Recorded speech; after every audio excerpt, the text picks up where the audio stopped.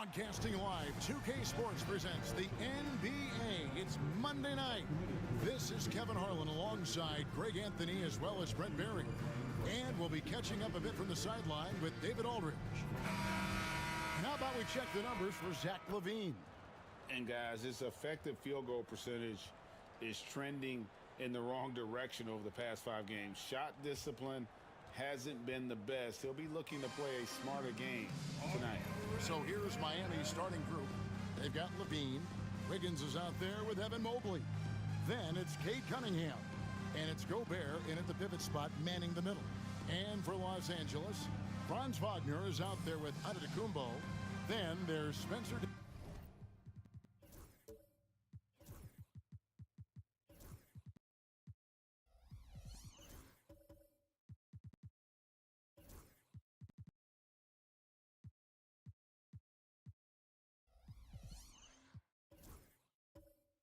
Dinwiddie. Then there's Desmond Bane. And it's Post in at the 5 down low. Here we go. Looking ahead, Brent, how excited are you for the playoffs? Well, just fired up for the level of competition that steps up tenfold, Kevin. And you know this. We've seen so many great performances come playoff time. Teams are fired up, young guys who are going to get this experience for the first time, but it's the stars that shine in the playoffs, and we are that close. Now, here's Wagner, following the miss by Cade Cunningham. And Brent, if the super team era is indeed coming to a close, the Miami Heat were one of the most successful examples. Yeah, Kevin, you're obviously referring to the Heatles with LeBron James, Dwayne Wade, and Chris Bosh. I think there are some fans out there that go back to when it was that they had that press conference and were throwing up 6, 7, 8. And so 2 titles, yes, of course, amazing. Chances to win championships, amazing. Could there have been more? Possibly. David Aldridge had a chance to catch up with head coach Tyronn Lue. Dave, what do you have to say? We discussed the prospect of facing off against Zach LaVine. Coach said Zach is an uber athlete, can jump out of the gym, but he also has such a nice three-point shot it makes LaVine a headache. We'll switch up who's guarding him as the game progresses. Of course, LaVine can beat you so many different ways, and that'll be fun to watch tonight. Guys? Thanks, David. Here's Wiggins. Giannis Antetokounmpo making his last shot. For 3, LaVine.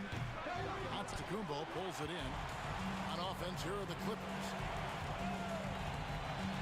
Mr. Dinwiddie. First 1:30 gone here in the first quarter. Here's Antetokounmpo.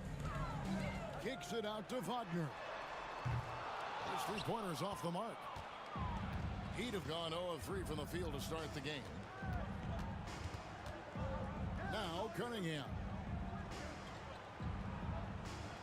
Now Wiggins. On the wing, LaVine. Back to Wiggins. That's good, and it's LaVine with the assist.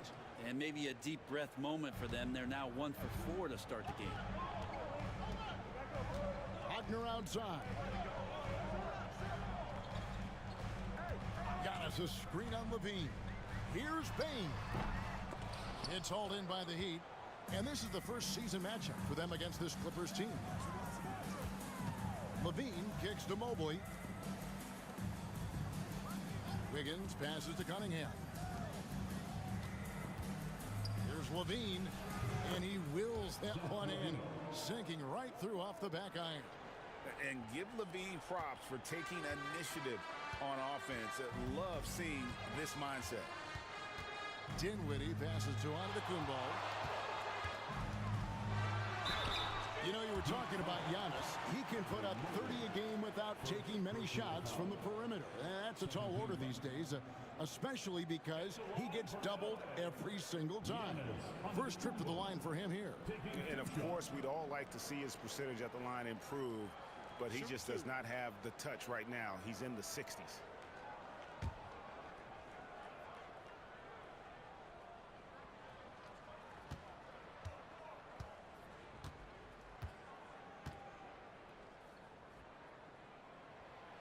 Free throw good. Giannis. Brent, when you talk about the Clippers franchise, and you appreciate this so much, Their first superstar was really Bob McAdoo. And what a tremendous talent. You know, most people remember Bob McAdoo with his years with the Lakers. But, man, when he was with the Buffalo Braves, 3 straight scoring titles, was the league MVP in 1975. Sorry, Dad. Some people still consider him the club's best player ever.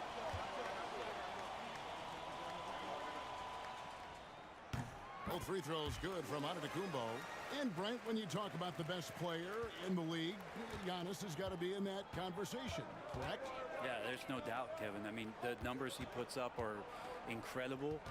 It's how easily he dominates a game and just how unstoppable of a force he is. You know, there's so many teams out there trying to find answers for what Giannis is doing to them offensively, but how do you equip a defense to slow down the force that is Giannis Antetokounmpo?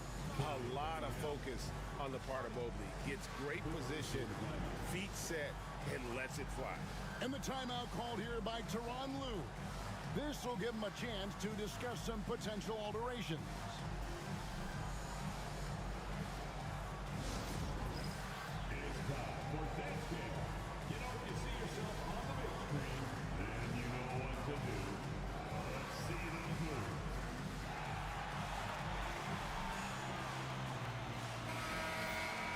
And now let's go to the 2K leaderboard. What a month it's been for these teams defensively. Number 1, the Heat. They've been playing great lockdown defense over the past month. They close out on shooters extremely well and do not allow easy looks. Here's Dinwiddie. They really needed more from him in that loss to the Lakers. Giannis outside. Just under 3.5 minutes gone here in the first quarter. Back to Dinwiddie. Clock at 4. And stolen by Wiggins. Here's Mobley. Shooting foul as the whistle blows. He'll shoot 2 free throws. It goes on Spencer Dinwiddie. And with size and a terrific skill set, Mobley gives defenders nightmares.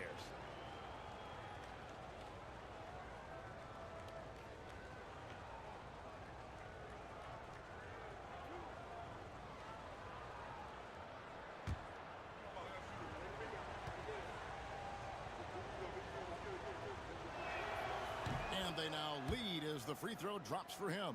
And Dwayne Wade is the first Heat player to be honored with a statue. And Greg, that's pretty significant for a very successful franchise. And Kevin, well deserved, right? D-Wade, the best player in franchise history. He helped bring 3 championships to the city. Plus, he's already got a street named after him. And both free throws good for Mobley. And to me, Evan Mobley seems like a fast learner. He adapted to the league play pretty seamlessly and is always looking for little ways to improve. Here's Post. Hasn't made one yet. Just 5 to shoot. Dinwiddie wide open. Nailed from three-point land. And great decision from Dinwiddie there. Looking comfortable and confident in these pick-and-roll situations. Outside, Levine. Mobley sets the pick for Levine. Antetokounmpo pulls it in. This has not been a good quarter right here. Shot has been off the mark, and now it looks, Kevin, like he's pressing a bit. Kicks it out to Dinwiddie. Wagner against Cunningham. Antetokounmpo, a screen on Cunningham. And that one's good, Wagner. Something Wagner continues to work on. It's huge when he's connecting from outside. And timeout is called by Eric Spoelstra.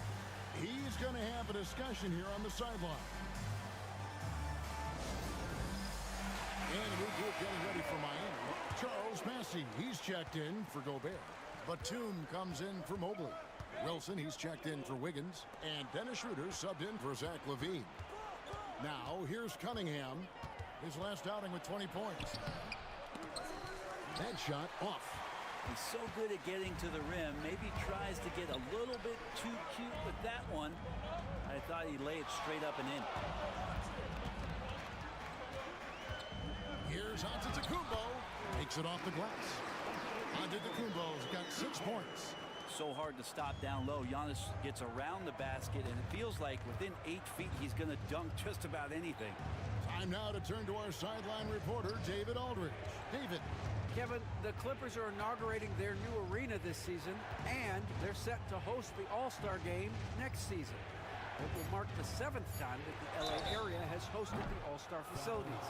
Kevin, there will be no shortage of stars in attendance. That's always the way it is in LA. You're so right, David.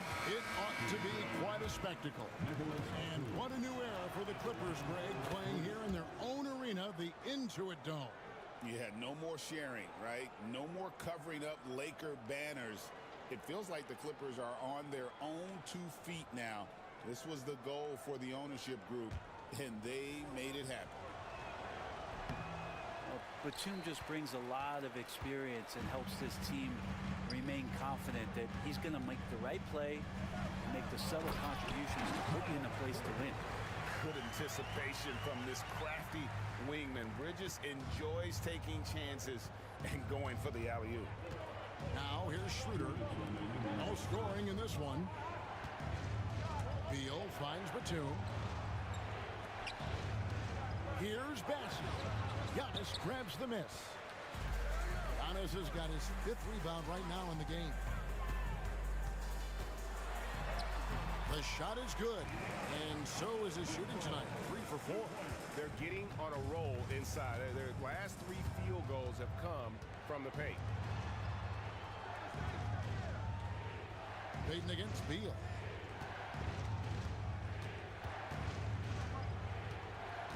Pass to Batum. Banked in off the glass. Batum 6'8", but really sneaky with those long arms. Can go inside and score.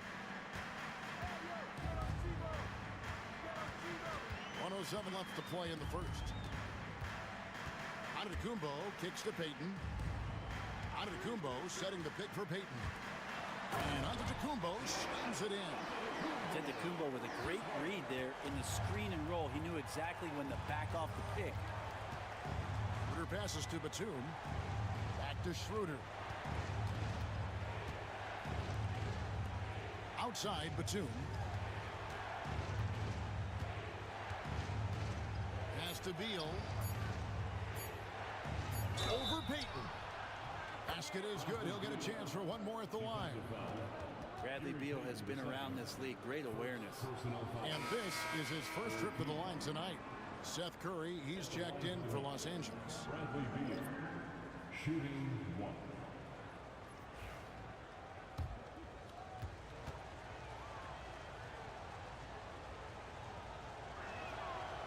Free throw, no good for Beal. And here in the early going, missed free throws starting to become the storyline. Bogdanovich passes to Payton. Back to Bogdanovich. And Curry has it in the corner. Shoots over Beal. And the Clippers getting another bucket right there. One of the more skilled offensive players that is on the floor here tonight. Not an easy fella to hold in check. There's Beal with the 3. Oh, and he just knocked down the buzzer beater. Ringing the bell. That's the way to close the quarter. Well, you love nailing the last second shot. Always a feel-good moment. Giannis Antetokounmpo, he's feeling it tonight and has been the driving force for the LA Clippers. Between his points and his rebounds, he was a star for him in that quarter. We'll take a quick break and then back to the action here.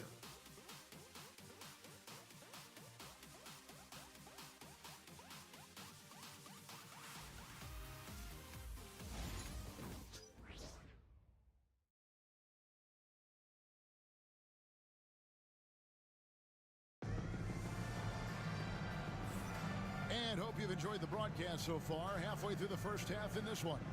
And guys, what's your take on the Clippers so far? Boy, their offense looks really good when everyone's in sync. Terrific first quarter. I couldn't ask for a better one right now. Just a complete rhythm by all the guys who got some minutes. Wonderful start. Hey, you know, Greg, we're seeing so many teams utilizing the dribble handoff. And it really forces the defense into a bad spot, can create situations where the offense has an advantage, and then it allows you to kind of seek out the matchup. They've got Miles Bridges. Also, Franz Wagner out there. And it's Post in at the center position. They're the group out there for the Clippers starting the second quarter. Now here's Wiggins, following the miss by Miles Bridges. Now Wiggins, inside, Gobert, and finished off by Gobert. Not stopping that. Gobert from there is right around 100%. Wagner against Wiggins. To the inside. Here's Post. How's that for an answer? Right back with the dunk. Not the kind of aggressive defense they need to cut into the lead. Yeah, you have to protect the rim, Greg, a little better. Good job to recognize the opportunity. That's just very solid offense. Now, here's Mobley. Taking a look at his stats, he's averaging around 9.5 points a game. Here's Wiggins. It's hauled in by Los Angeles. Their biggest lead of the game was 9. They couldn't put the pieces together, losing the last matchup with the Lakers. Yeah, you could see they were pressing in that one, and the shooting percentages dipped because of it. I'll say anytime you're having trouble getting over that 40% field goal mark, it's probably not going to be your night.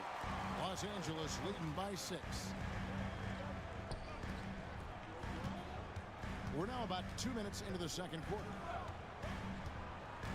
Pass to Bridges. Here's Post. Wagner outside. Offline with his 3. The Heat trail by 6. GA, when you look at the development of Franz Wagner, what now is the next step for him? Kevin, for me, it's the three-point shooting, specifically becoming more efficient out there.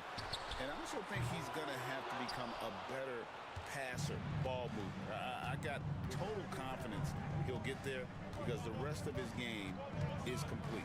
Al Levine following Miles Bridges' three-point attempt. Levine against Wagner. Levine kicks to Mobley. The Heat need to get a shot off. Here's Schroeder. Miami no good on that time either. For Los Angeles, they've gone 1 of 6 in the field in the second quarter. It's been a rough period so far. That one goes in. Good job executing inside. Wagner in total control down there. And Schroeder's got the ball here for the Heat. The defense has only allowed 4 points in the quarter. And we'll have a timeout called by Eric Spoelstra. He's ready to talk things through with the team.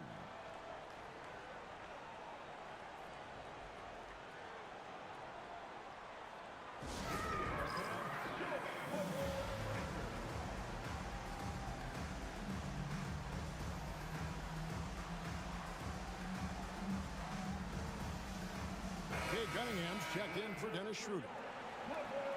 Let's go to the 2K leaderboard and look at the NBA's best rebounding teams for this last month. The Heat 3rd. I mean, they've taken their rebounding to another level, getting physical and playing with a ton of energy.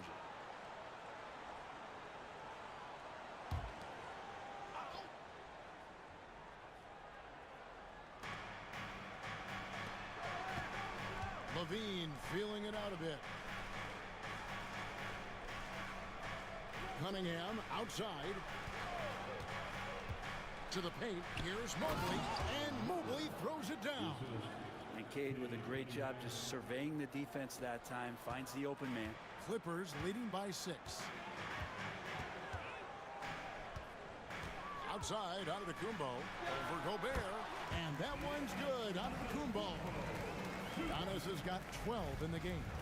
Well, you like guys who can work that in-between area, really keeps the defense honest. Oh, man, that is just easy for him out there. At his size, with that kind of touch, that is money. L.A. has gone 0-2 from deep here in the second. Outside, Bain. Feeds away. Gobert pulls it in. Well, he's a guy they count on to produce from the mid-range. doesn't miss too many open looks from there. And then Cunningham with the dunk. And Cade getting up that time. Clippers have gone just 33% from the field in what's been a cold second quarter for them. Just 3 of 9. It's Antetokounmpo on the wing, defended by Gobert. Pass to Buffkin. Just 4 to shoot. Here's Bane. Miami grabs the miss. They defeated Charlotte in their last game. Yeah, they really snuffed that one out. Didn't execute all that well. Fortunate to walk away with the W. We talk about gutsy wins, and on a night like that in the last game where they just did not shoot it well, that's a steal during a regular season. And a moment now to quickly take a look at the offensive approach for the Clippers. So far in this one, guys, it's been the shooting. In particular, from mid-range, that has been huge for them. Well, a lot of the players are doing a good job as well of scanning the interior part of the paint. All those inside looks, those are paying off.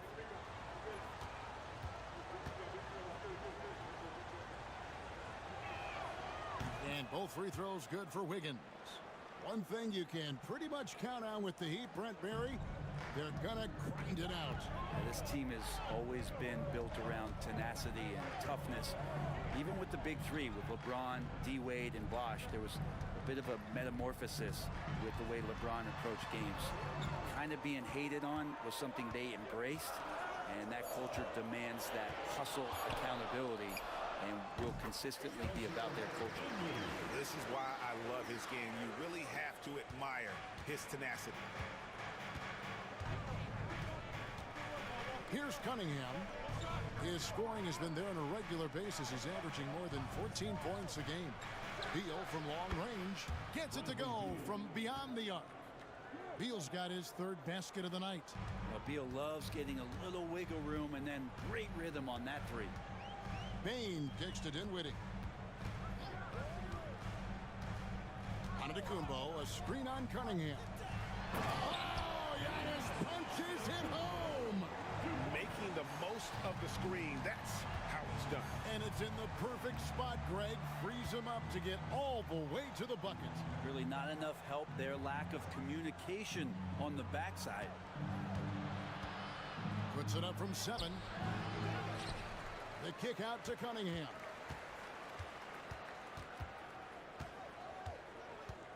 A second chance effort. And that's 2 points on the layup. And there's a pattern starting to take shape here. They're working it inside and getting good shots from close range. Giannis sets a screen for Dinwiddie. He's looking for Giannis and finds him. Man, Giannis always plays at a high level, but feels like he's kicking it up a notch here. Cunningham with it. Pass to Bassie. And the rejection by Antetokounmpo. The game has been very close in a lot of areas, but rebounding has been the one differentiator thus far. The Heat trail by 3. 44 seconds left in the first half. It's tipped. Bane with the steal. For the finish.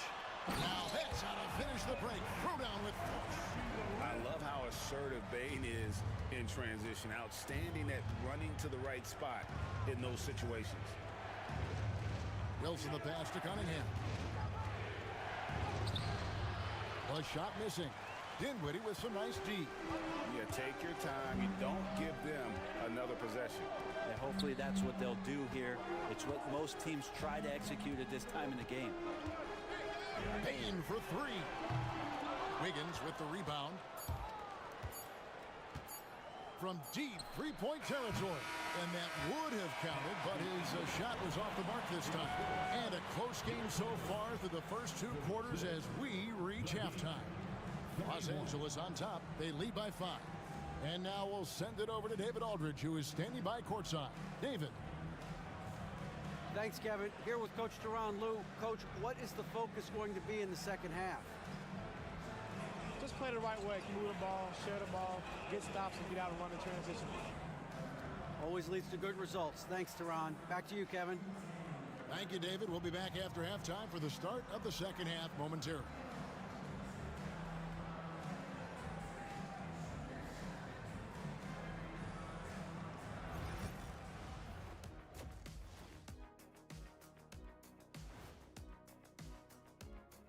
Hello, everybody. Before getting into the first half recap, let's check in on the injured players around the end. Losing Brunson, they're missing a great distributor, a leader on this team. His value goes beyond what you see in the box score. Yeah, he's the heart and soul. I mean, at least part of it. Big, big blow. So let's dig into that first half now, and what was a very solid performance for the Clippers. They're hitting at a high clip. Some shots have been wide open, some tightly contested. And as the ball continued to fall through the net, you could see their confidence growing.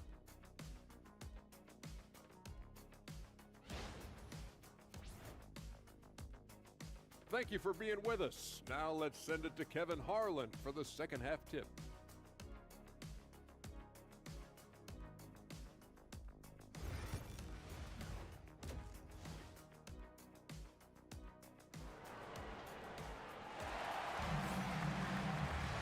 And after a fairly even first couple of quarters, the second half could turn out to be a great one as both teams try to gain an edge.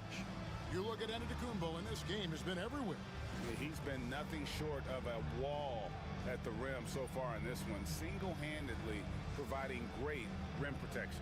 Been aggressive to block shots, but also avoiding fouls. That's a heavy presence inside.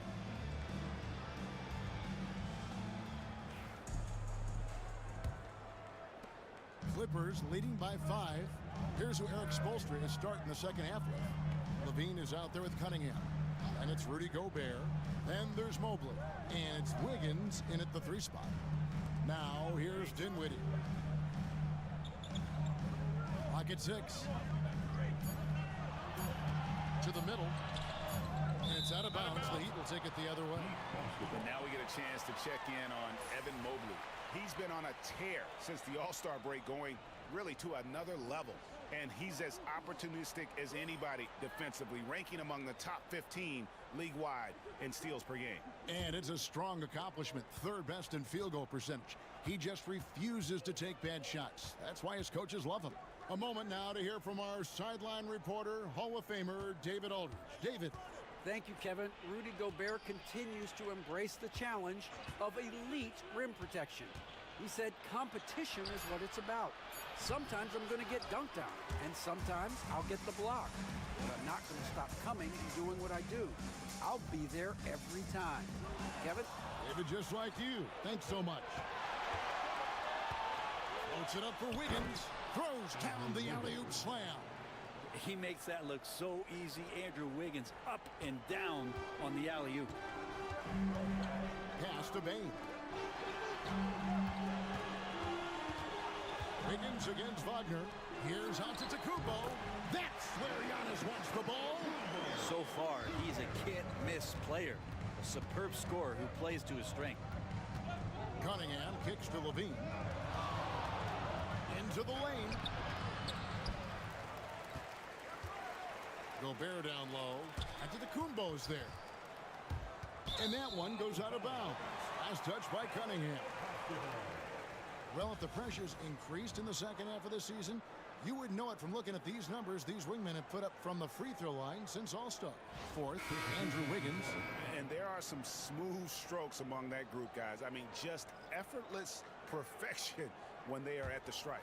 Do appreciate and admire when they get to the free throw line. It's all about their routine, and their percentages reflect that. Not shy about coming from the wing and driving into the lane aggressively, inviting the D to foul them. And the timeout called here by Tyronn Lue. And coach has decided they need a moment to talk things over.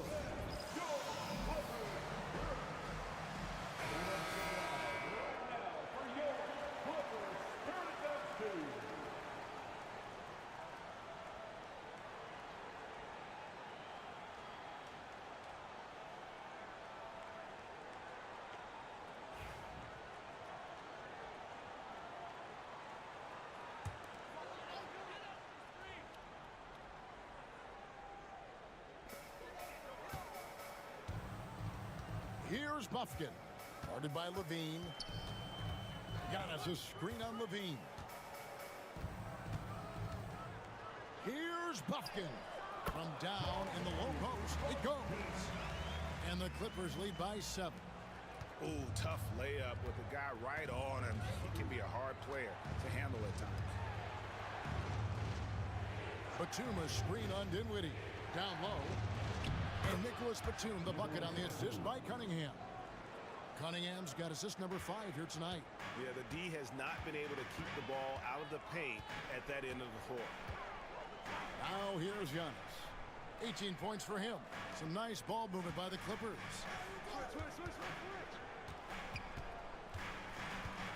Shot clock at 5. Here's Buffkin. Mobley with the rebound. Mobley's got 4 rebounds now tonight. Levine dishes to Schroeder. Launches it. He can't get that one. This feels like it's snowballed a little bit on them. The more he tries to shoot his way out of this slump, the worse it seems to get. They need him to get it together. Pass to Antetokounmpo. And contact on the shot, so he'll be shooting free throws here. Hard to get upset at the defense there. Antetokounmpo is no easy matchup down low in the paint. The Clippers shooting their 5th and 6th free throws of the game. And as a unit, they're shooting 78% from the line. That's a solid number to work with on the season. That's good from Antetokounmpo. Bridges, he's checked in for the Clippers. Curry comes in for Spencer Dinwiddie.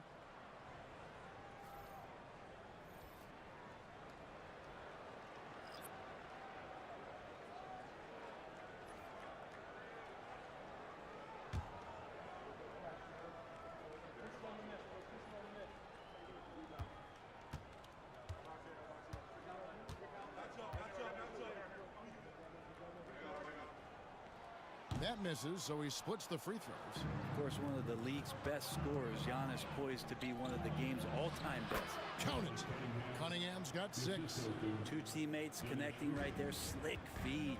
Brent, we talk about guys on the brink of stardom. Cade Cunningham is right there. Yeah, the 2 areas you'd love to see Cade improve on is just taking better shots and making plays for others. He has that instinctually, Kevin, as a point guard at his size. But as his team grows, the appreciation for what Cade Cunningham can do on the floor, that will grow too.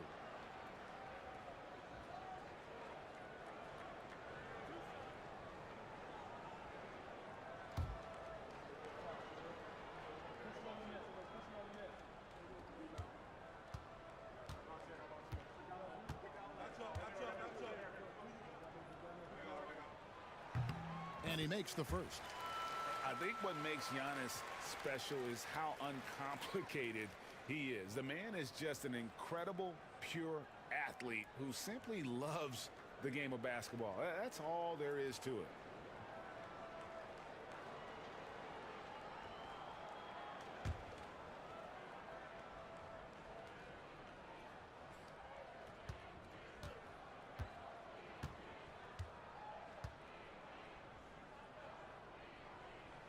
He doesn't get the second one. The Heat trail by 5.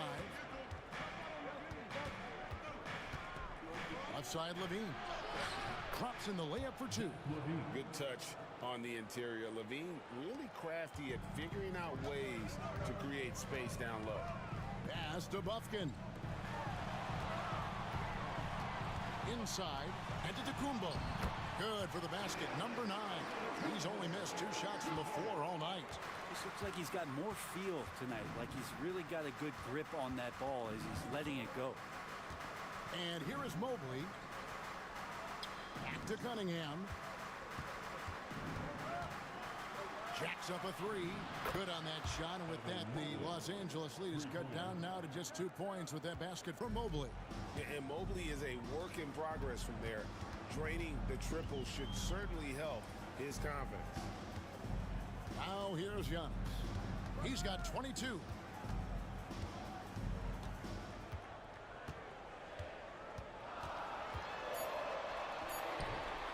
It's hauled in by the Heat. Cunningham with it. Defended now by Wagner. Cunningham gets the bucket. Pretty nice release from Cade Cunningham that time. Soft touch and arc on that ball. Wagner against Levine. Curry passes to Bridges. Now, here's Wagner. Giannis a screen on Levine. Pulls up on the wing. Rebound by the Heat. Mobley's got his 6th rebound on the night. Well, Greg, I'm sure their coach is very pleased with their offensive flow right now. I mean, it's harder than it looks to get it going like this. Now they just have to maintain it. Now, Bridges following the three-point attempt by Cade Cunningham. Curry against Mobley. Antetokounmpo setting the pick for Curry. And Giannis throws it down. Every aspect of Giannis's game showing tonight. Just unreal. The Heat have gone 6 of 10 from the field in the third quarter. And timeout is called by Eric Spoelstra. Looking for a breather and maybe just 1 or 2 things to talk about.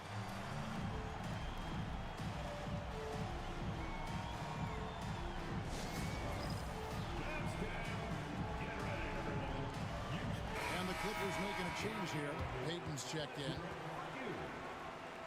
Substitution on the court.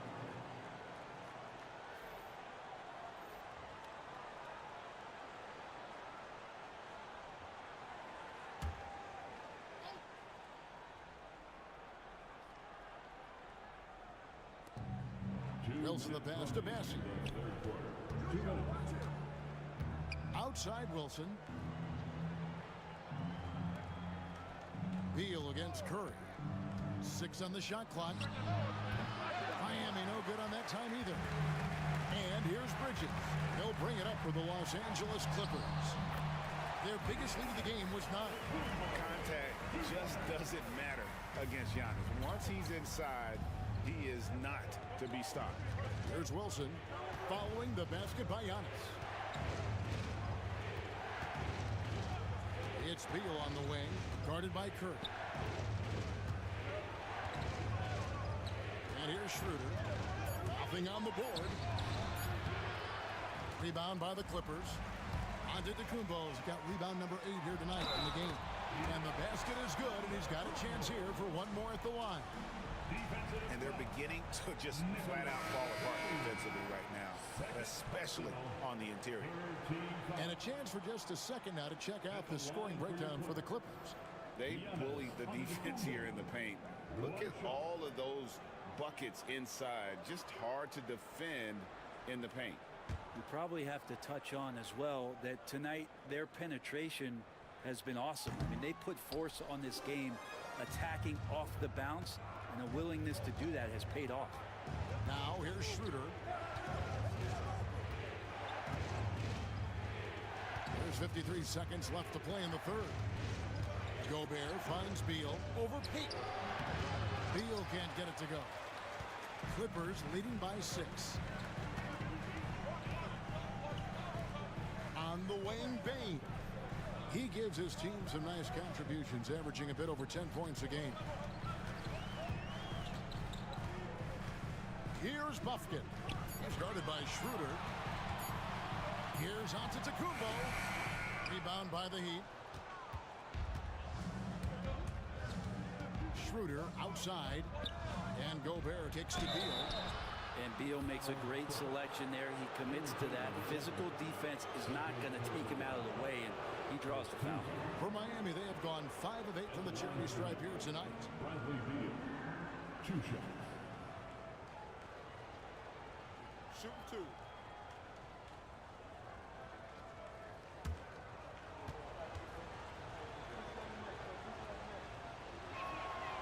And that one falls for Beal. Everyone knows that Bradley Beal is going to produce, but he plays with such great effort at both ends. He doesn't just kick his feet up when he's on D.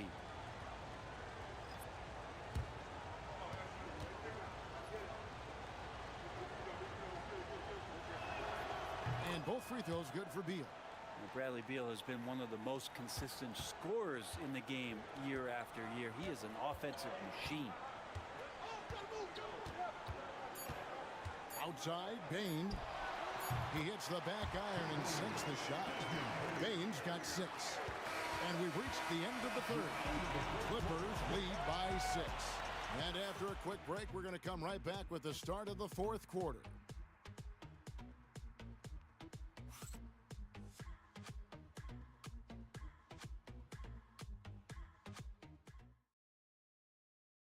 And a moment now as we take a look at our State Farm assists of the game.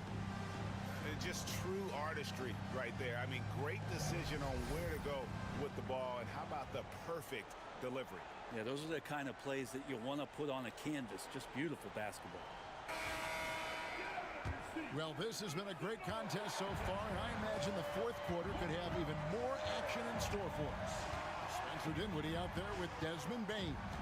Then it's Bridges. Then it's Franz Wagner. And it's Post in at the 5, roaming the paint. So that's the lineup on the floor for the Clippers.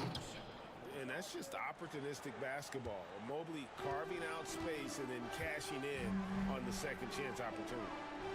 Now, here's Wagner. Dinwiddie surveying the floor. No good from 18. Well, maybe not the best shot against that kind of defense, but he still has the ability to knock that kind of shot down. Good ball movement here by Miami. That's a 2 from Cunningham. The rebound by Post. Post has got 4 rebounds in this game. Bridges against Mobley. Bridges kicks to Dinwiddie.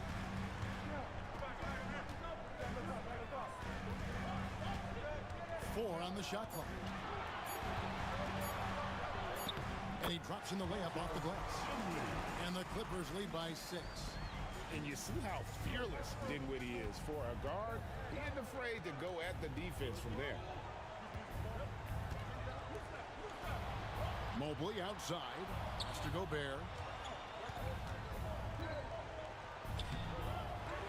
And we've made our way through just over a minute and a half in this fourth quarter. To the paint and stolen by Mobley. A three-pointer, Wiggins, good, and the assist goes to Cunningham. Cunningham's got his 7th assist in the game. And Tyronn Lue calls timeout. Wants to make sure everybody is coordinated and intent.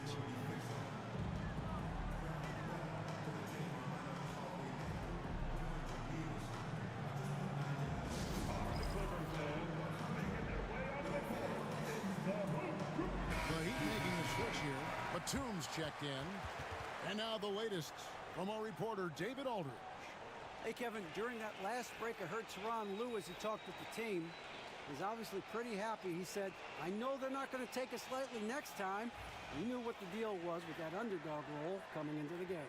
Thanks so much, David. And we're about 2 minutes into the fourth quarter now. Here's Post, defended by Batum. Back to Dinwiddie. Down to 5 on the shot clock. And here's Giannis from outside. It's hauled in by the Heat. And that was almost a block. Still did enough to alter the shot. Yeah, altering the shot just as long as there's a miss, that kind of energy not wasted. Now here's Mobley. And a wide open look for Cunningham. And he hits the jumper. Well, he's been waiting for that for a while. Good instincts from Cade that time. He has the shot all picked out, so why waste time? Let it rip. Here's Buffkin. Bangs home the trifecta. And the Clippers lead by 4. You can't just stop when there's a pick set up. Gotta fight over it as a defender. That's one that the coaches will watch tomorrow with that player. You hate to see him give up in that situation. Now here's Cunningham. Nifty move. Whistle blows. Basket is good. So a chance here for a three-point play. Not sure which clips they watched at halftime, but he has figured out how to attack the D, and they kept him in check in the first half. He's flipped it. At the foul line for 1.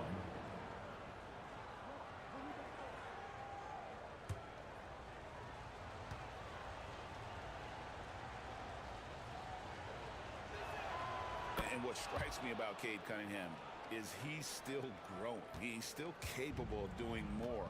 on the floor, and he has the work ethic and attitude to make those improvements and become a real factor on the floor. Great to see Antetokounmpo going strong inside. At times, the D has no choice but to foul him. At the line for two, Giannis Antetokounmpo.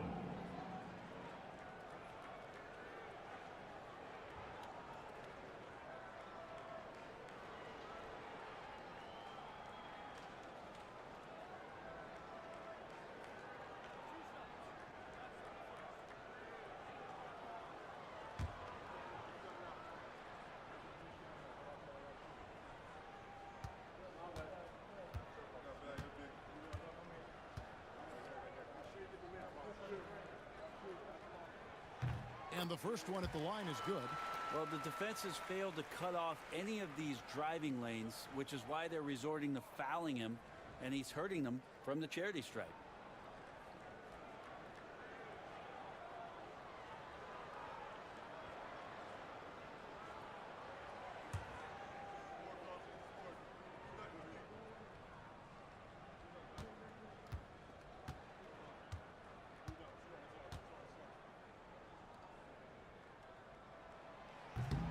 And both free throws good for Giannis. The Heat trail by 3. A bit under 3.5 minutes have passed here in the fourth. Batum dishes to Levine. It's hauled in by Los Angeles. Giannis has got 9 rebounds now tonight. Here's Buffkin. Guarded by Levine. Buffkin no good. The Heat have gone 4 of 8 in this fourth quarter, shooting an even 50% from the field. And Wiggins anticipated that one. He saw the foul coming, and he made sure to get that one off. At the line for the Heat, Andrew Wiggins, shooting 2. Free throw good, Wiggins. Wow, they've made every free throw here in the second half.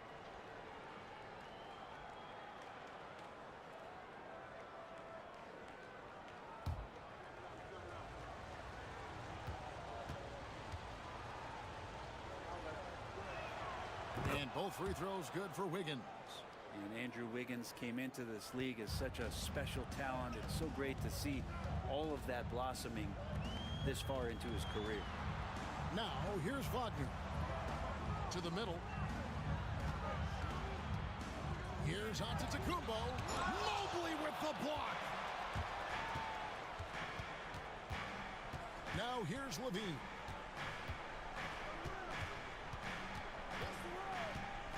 Cunningham outside to take the lead.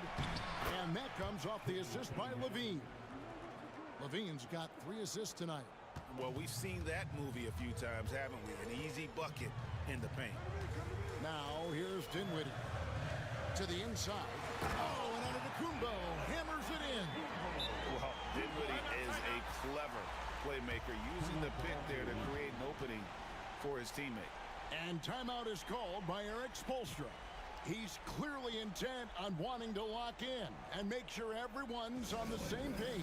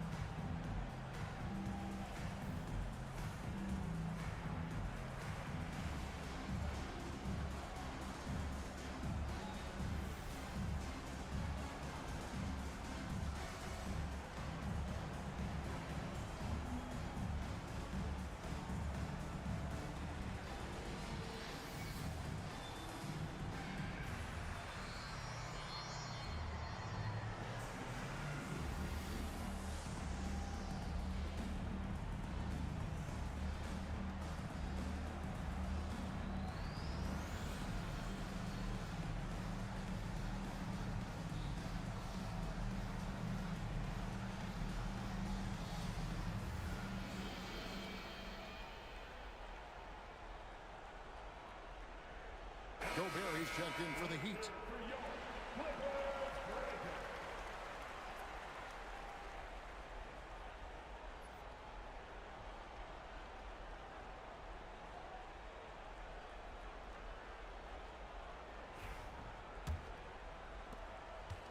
And here's Levine, who brings it up for the Heat. It's a one-point game.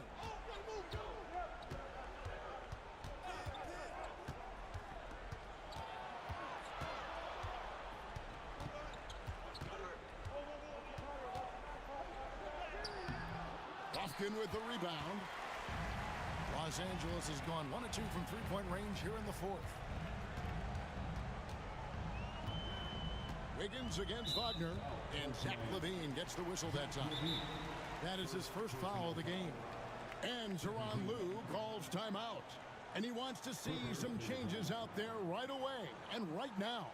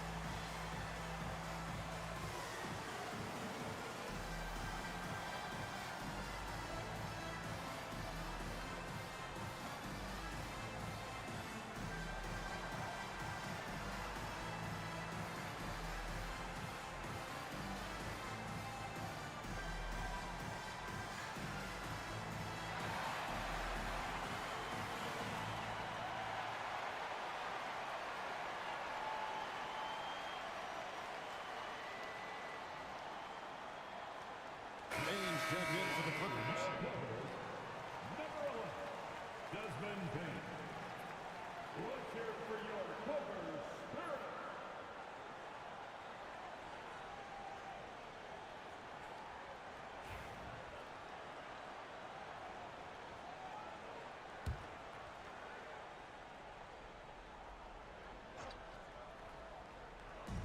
On defense, Miami.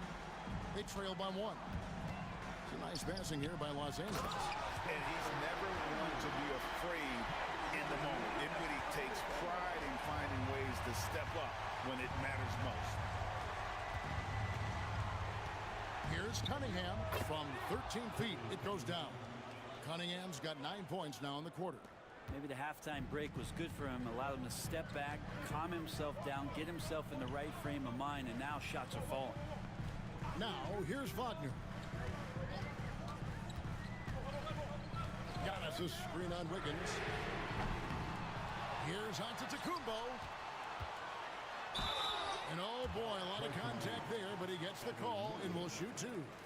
More and more, it's about the maturation process of Giannis and his game, learning now how to sell defenders with pump fakes.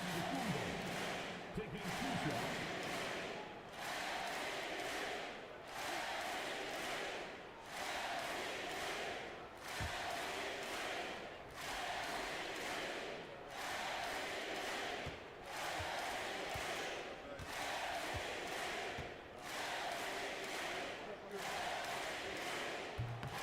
The first one falls.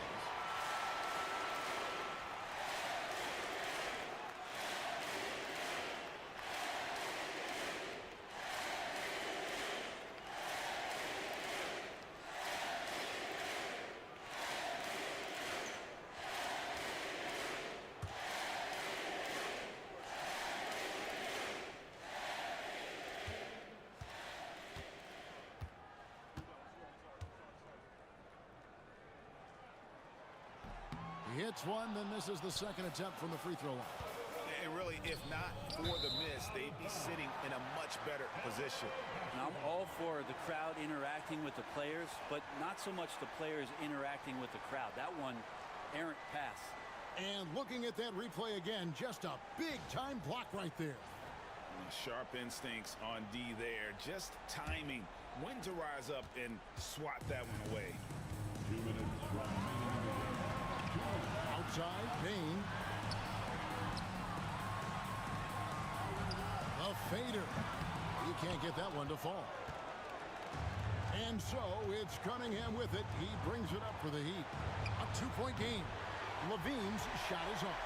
Not a whole lot going down for him at this point. He just can't buy a break. Got a screen on Levine. And the Clippers miss again. And on an open look like that, he's very gifted at making the weak coverage pay.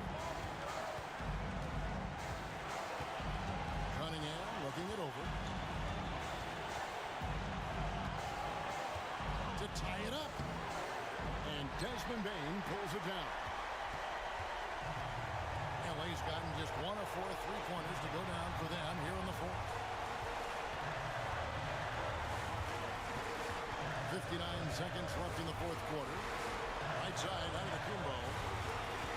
4 on the clock. And he gets the whistle. 2 free throws coming up. It's going to be on Rudy Gobert. Well, Giannis is one of those guys, you look at the end of the season, he's going to be up there in free throw attempts per game.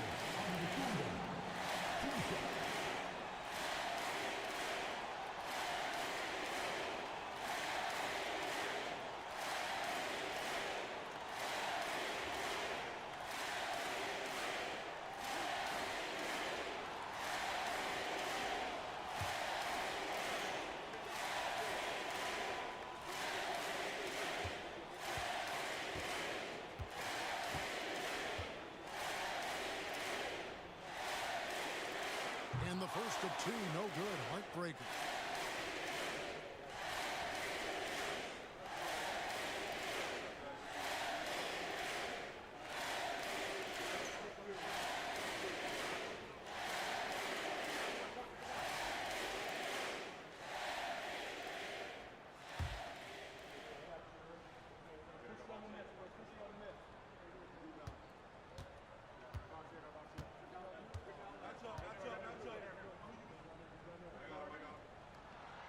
That's good. Going 1 of 2 from the line, and that makes it a 3-point lead.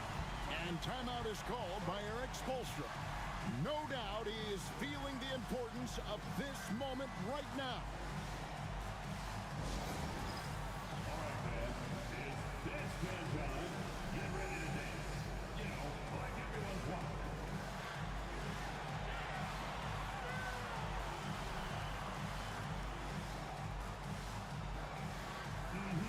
Let's see those damn foods.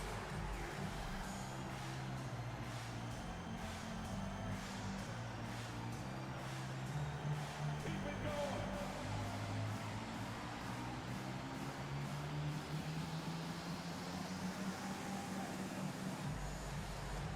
You need dance legends.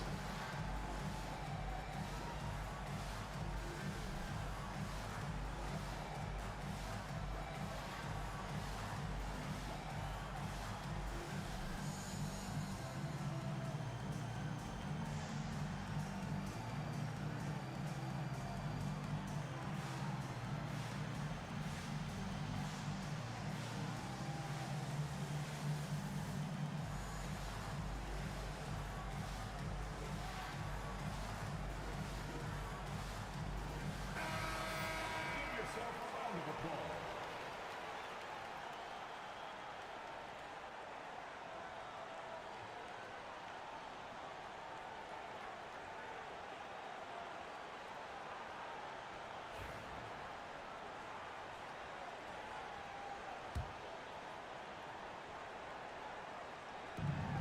Bean passes to Cunningham.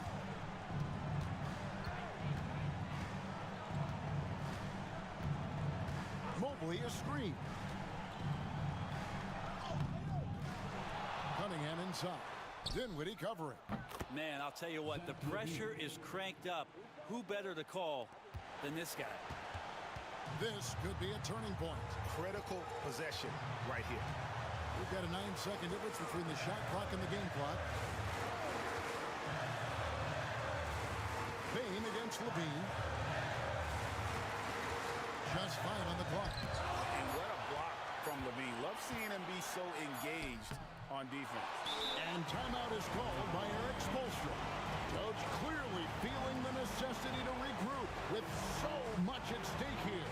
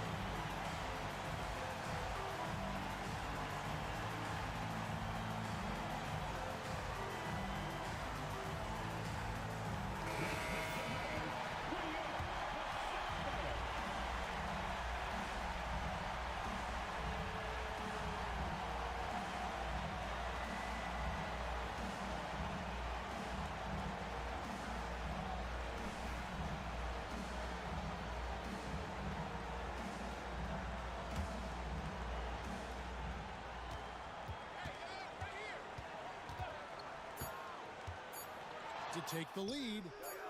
Can't get the three to fall. And regulation now complete. We will go to overtime.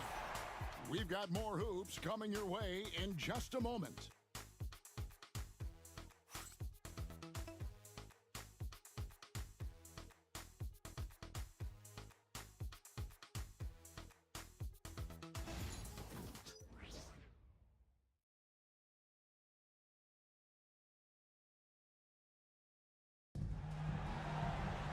Well, 4 quarters weren't enough to decide this ballgame. Sit back and enjoy as we move on to overtime.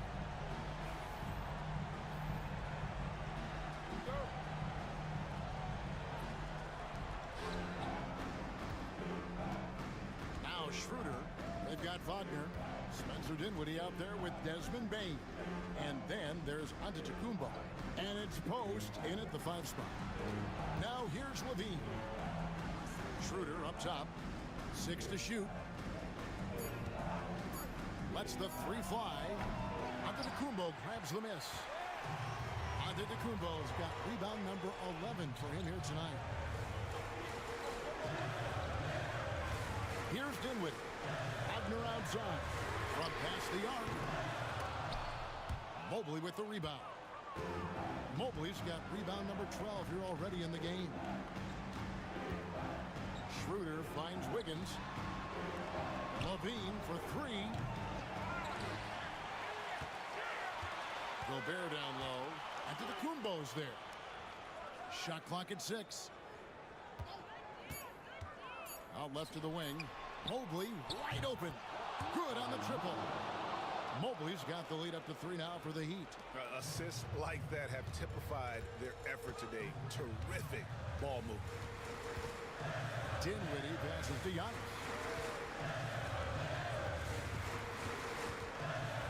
There's the pick. Kicks it out to Wagner. And they come right back with their own three-pointer. Wagner's got the game tied up here for Los Angeles. And we'll have a timeout called by Eric Spoelstra. He knows every possession is critical now.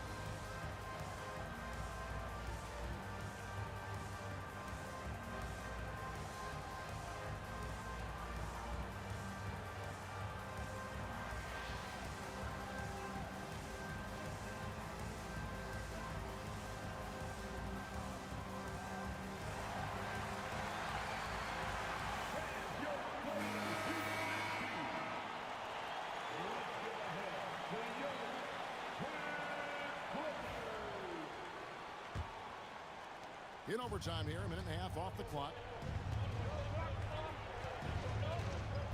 Levine against Bain, looking to get back on track here. Without a doubt, one of the game's most graceful athletes. Levine just seems to glide down the lane. And so it's Dinwiddie with it. He'll bring it up for the Los Angeles Clippers. Wagner outside. That doesn't go in. Had a chance, though, to take the lead. Miami's gone 1 of 3 from three-point range since the end of regulation. Schroeder outside. Good ball movement here by Miami. Here's Gobert. The Clippers grab the miss. Giannis has got rebound number 12 here already in the game. Wagner on the wing. Covered by Wiggins. Outside, Bain. Pass to Antetokounmpo.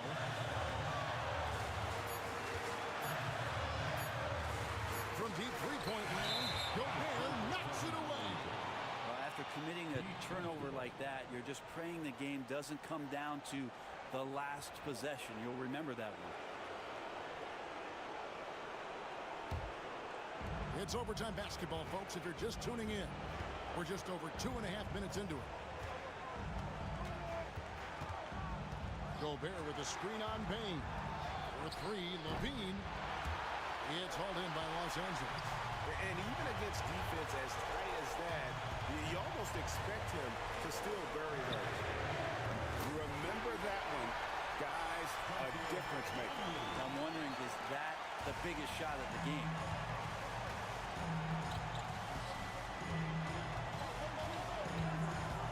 Fires for three. The rebound by Post. The critical possession right here. Crowd on pins and needles, Kev. Bain with it. He's picked up by Mobley.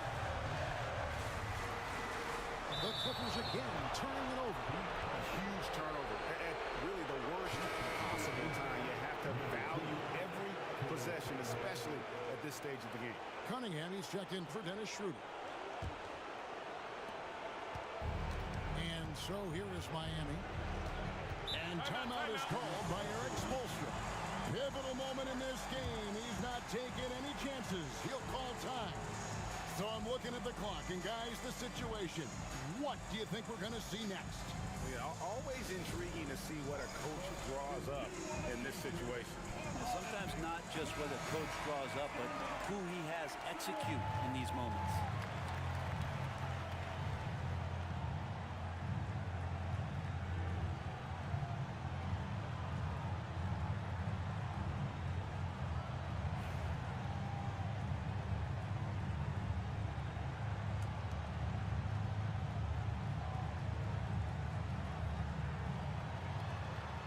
Levine finds Cunningham. Count it! And the team counting on Cade. He comes through. And the timeout called here by Tyronn Lue. And he knows there's no room for mistakes and wants everyone on the same page. Guys, what are their best options now? Yeah, always intriguing to see what a coach draws up in this situation. Sometimes not just what a coach draws up, but who he has execute in these moments.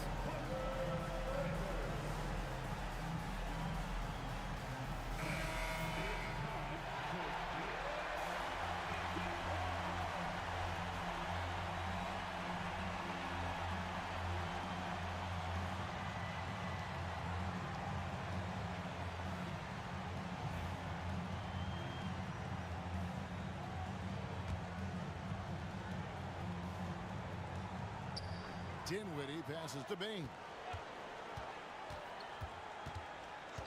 Back to Dinwiddie. Pass to Bain.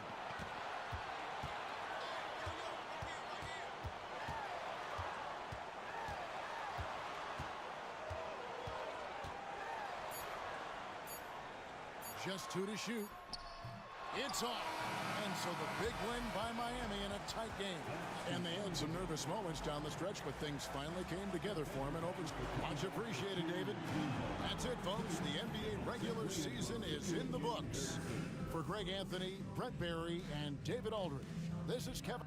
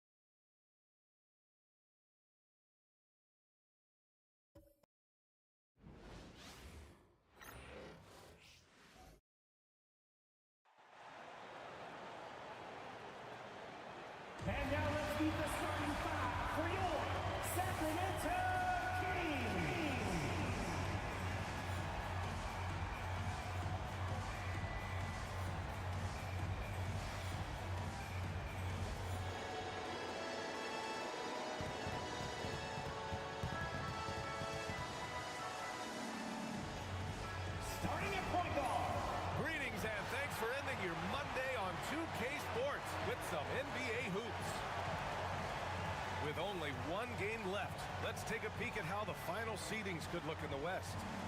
Taking a look at Philadelphia. With great effort over a long season, they're second in the conference. And check it out, the Kings.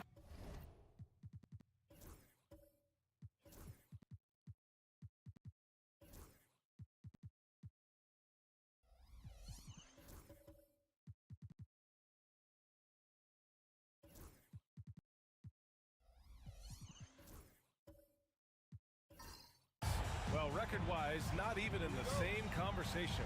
Here are the five for Philadelphia. We've got Derek White, Jared Vanderbilt out there with Chet Holmgren. Then it's Shai Gilgeous-Alexander. And for the Kings, Thompson out there with Peyton Pritchard. Then it's Asar Thompson. Then there's Jason Tatum. And it's Allen in at the 5. Pass to White. Shot clock at 6. Back to Holmgren. Nice D from Allen. And it's Sacramento's ball. They're coming off that loss against Denver. I really think that L has to fall on their defense, or a lack thereof. Just not enough focus at that end of the floor. Some of it was solid shooting from their opponent, but they didn't have any teeth with their defense. Need to be more active than they were. Look out below! You got no chance of defending him right there. Here's Tatum. It's Thompson, high post. Thompson, a screen on White. White against Thompson. Shoots over White. Thompson, that's good. RJ, it's the final game of the season for both teams. We've reached the finish line for some. Yeah, some teams are done after tonight, but for others, they're just getting started. These playoffs are practically a season of their own. Back to Gilgeous-Alexander. No good on the triple. And here's Thompson. He'll bring it up for the Kings. And guys, this is the first they're seeing of the 76ers this year. On the wing, Tatum. Played it in with a nice touch off the window. This is how confident Tatum is. Knows he can score inside whenever he wants. Outside Vanderbilt. Here's Gilgeous-Alexander. Uses the glass to finish the layup. Just taking it right to the rim, and no one was there to greet him. Easy possessions like that literally are just a gift. You just dream of them. He'll gladly take those. Here's Thompson. And it's Holmgren with a rebound. The 76ers have gone just 2 for 4 from the floor. And out of bounds, Sacramento will have it. So a moment now to see the story for Chet Holmgren. And over the last 5 games, his field goal percentage has increased. And you can make a case his confidence as well because of this. First quarter of ball, almost 2.5 minutes in. Allen outside. The 3 from Thompson. He buries it from 3. Thompson's got his second basket on the night. A confident shot from Amen. I mean, when he trusts in Jay, Thompson is that much more difficult to check. And so it's Nick Nurse calling timeout here. We might see him looking to make some tweaks to the strategy here.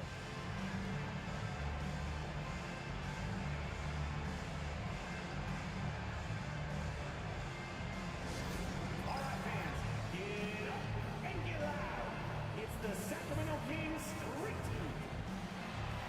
Attention fans, now on the court is your hype squad. Get loud, let them hear it. We've got t-shirts. Who wants one? Get up and get loud.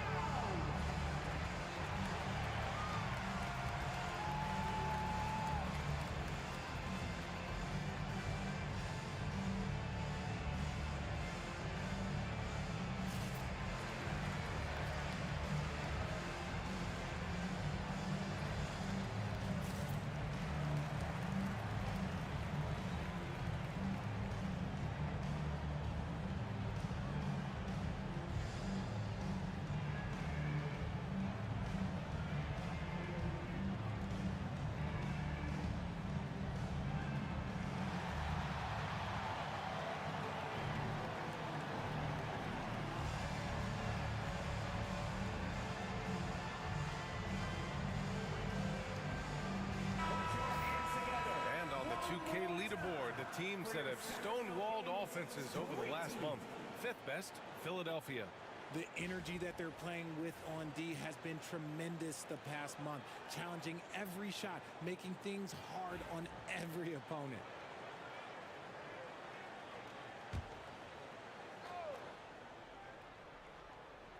Kings on D. It's a 3-point game. Gilgeous-Alexander looking it over. He's in his comfort zone. 2 for 2 to start this one. Yeah, and Gilgeous-Alexander is a fighter, someone that challenges the defense and bullies his way through contact. Well, Grant, the Kings, one of those up-and-coming teams that are knocking at the door. Yeah, they have some stars, BA. They have some great role players, too. Part of their problem is they're in the Western Conference. It's so hard to just make the play-in tournament in that conference. For Philadelphia, they've gone 3 of 5 here in the opening quarter. Outside Gilgeous-Alexander. Ooh, he's looking comfortable now. 3 for 3. And the D can't allow Gilgeous-Alexander to get this positioning, because once he does, he makes you pay. Thompson outside. Just over 3.5 minutes gone here in the first. Philadelphia foul. Shai Gilgeous-Alexander. It's his first trip to the line. First personal foul. First team foul. Shooting for Sacramento, Peyton Pritchard, taking 2 shots.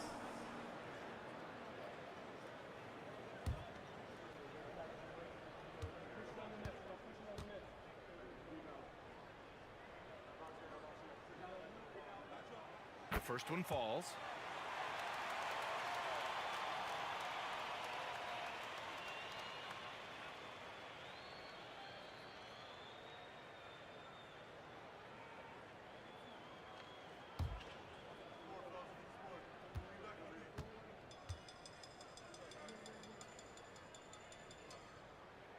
And he makes both free throws. No surprise there. He's about as automatic as it gets from the stripe. I hope I didn't jinx him. Vanderbilt with a screen. Here's Gilgeous-Alexander. Oh, he gets it to go. So far, he can't miss. He's 4 for 4. And such a clever player in pick and rolls, Gilgeous-Alexander is unpredictable and understands how to attack defenses. Tatum finds Thompson.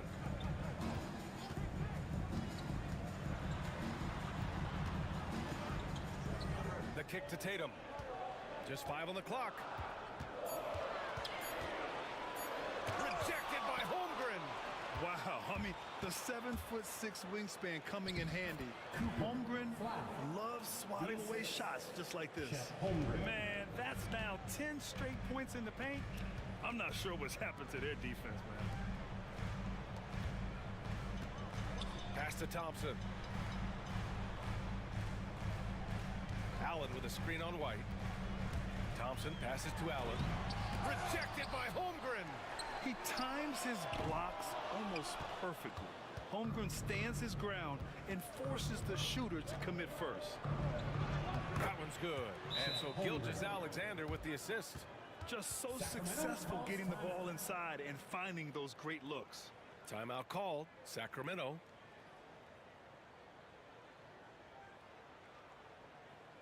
On your feet, fans, and start making some noise. On their way to the floor, it's your Sacramento Kings Warriors.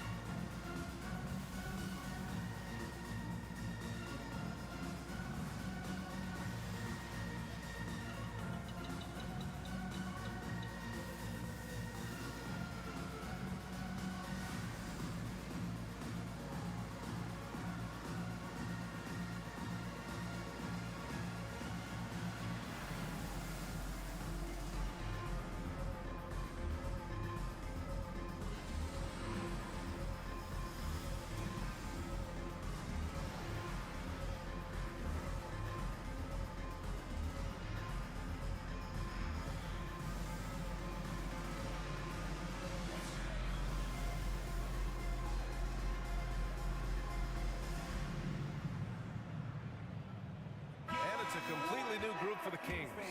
Those were your Sacramento Kings Breakers.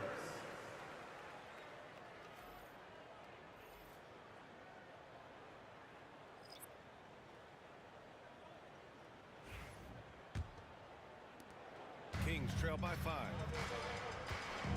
Outside Jones. Pass to Salah. Back to Jones. Whoa! Oh, my goodness! Ooh, and powered down. What a jam. This guy is putting on a clinic for the people. Man, I'm shocked. I can't believe he pulled that off in a real game. And that was our AT&T 5G Slam Cam, bringing you the sauce. Here's McClung. Nimhard outside.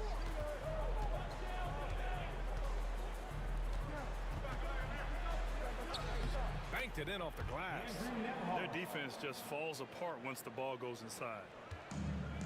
The Kings have gone 4 of 9 in this one so far. Jerome passes to Jones. Here's Spencer. And there's a whistle. He'll head to the line to shoot 2. It goes on Mason Plumlee. Everyone in the building saw the obvious contact. All right, well, a look at how the points have been generated so far. A scoring breakdown for the 76ers. They've started the game the right way, penetrating the defense and attacking the rim. They're just not settling. You have to like the fact that they're not settling at all. I mean, they've really made a point to get the ball down inside and challenge that interior defense. First one falls for him.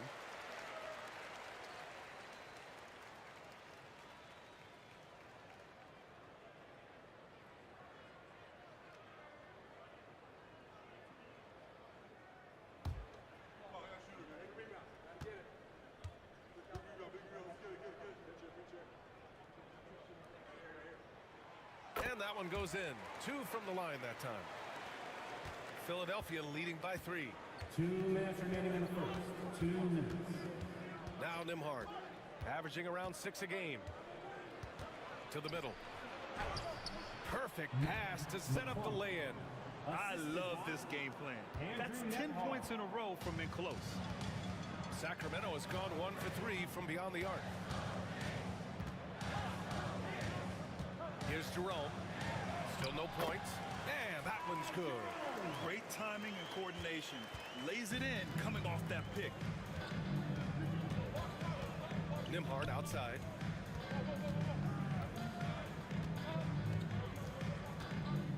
Pass to McClung. Plumlee a screen. Clock at 6. The shot by McClung no good. Kings trail by 3. Here's Jerome. And 1:01 left in the first quarter of the game.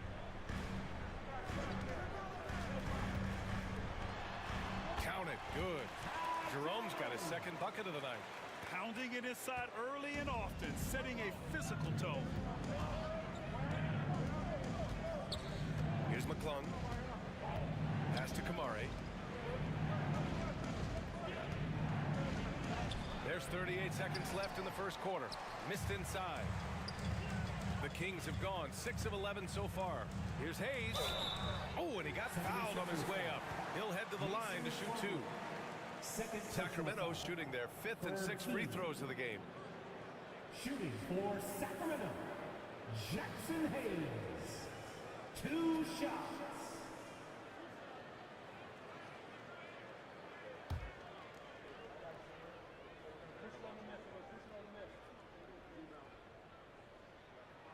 Ties it up, and his next one could give him the lead.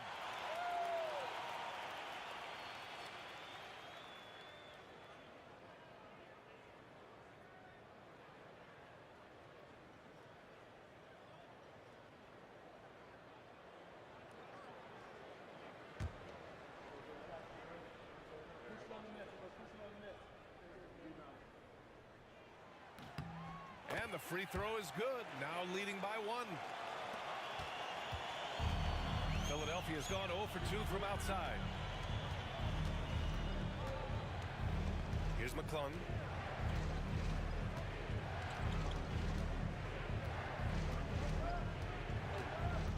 Plumlee a screen. Takes a 3.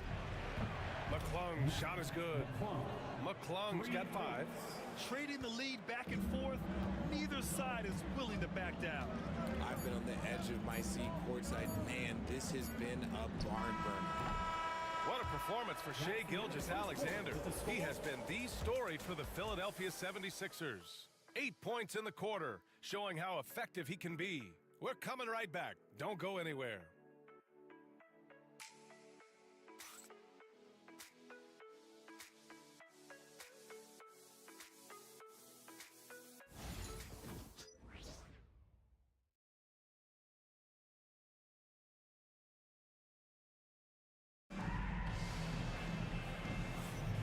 Some good action in the books as we get back to a game that's been pretty close so far here.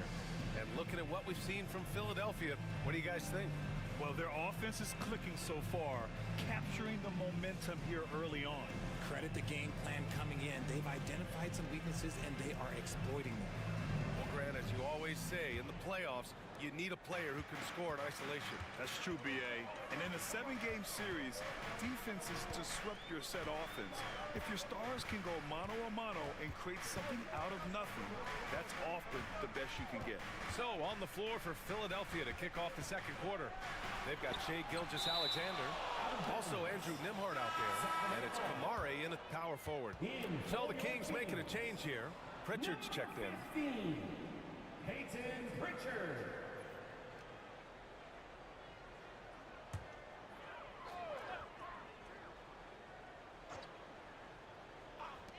Three on the clock. And the officials call a traveling violation. 76ers. The 2K leaderboard featuring the best shooting team since the break. The 76ers, 4th. This is a hot offense. Recently, they've had no issues getting the ball in the hoop. The Sixers leading. Outside Gilgeous-Alexander. The 3. Nice D from Thompson. And the Kings shooting 46%, a decent average so far. Tatum passes to Pritchard. Allen a screen. Oh, there's the alley. That one's wide left. And the shooter had very little space on that attempt. I'm sure they'll think twice about shooting against him next time. A nice shot by Gilgeous-Alexander. And once more this half, they find a way to get great position inside. Thompson outside. Back to Pritchard. Pass to Tatum.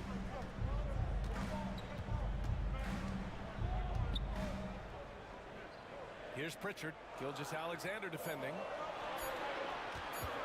The 3 from Thompson. And another miss by Sacramento. Philadelphia leading by 4. You know, after sitting out his first pro year due to a foot injury, Chet Holmgren was well worth the wait, Grant. Yes, he was. And Chet was actually guarding LeBron during a summer pro-am game when he hurt his foot. But Chet was a monster his rookie year. Already an elite shot blocker. Timeout called. Sacramento.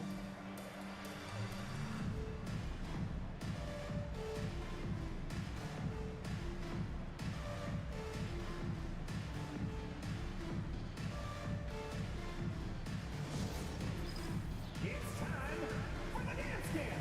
If you see yourself up on that big screen, then you know what to do.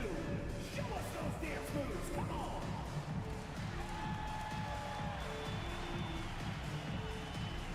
You are off.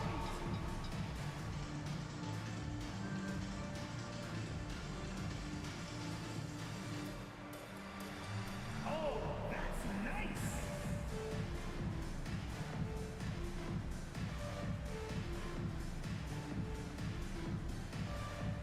Show us those moves.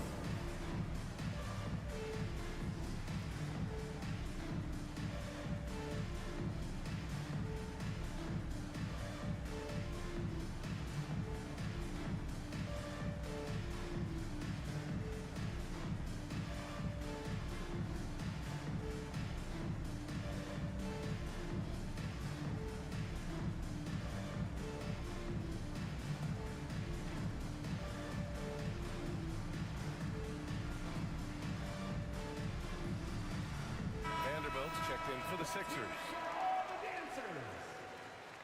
Coming onto the floor for the 76ers, number 1, Jared Vanderbilt.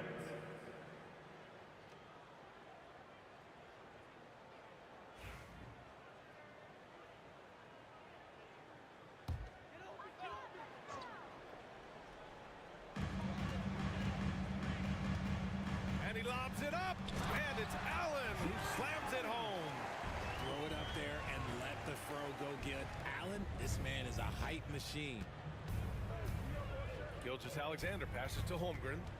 Back to Gilgeous-Alexander. Oh, and makes it with the kiss. 6 points for him. Yeah, the keep it simple method. Good decision to use the bounce pass just to get it there. Pritchard, the pass to Thompson. Tatum against Vanderbilt. And it's Tatum missing. They timed up the layup perfectly. The D saw it develop and got there to bother the shot. Gilgeous-Alexander no good. And here's Thompson. He'll bring it up for the Kings. They trail by 7. And he was fouled while in the act of shooting, so he'll take 2 free throws. Yeah, you never want to let shots at the rim go uncontested. Sacramento shooting their 7th and 8th attempts at the foul line tonight. Peyton Pritchard taking 2 shots.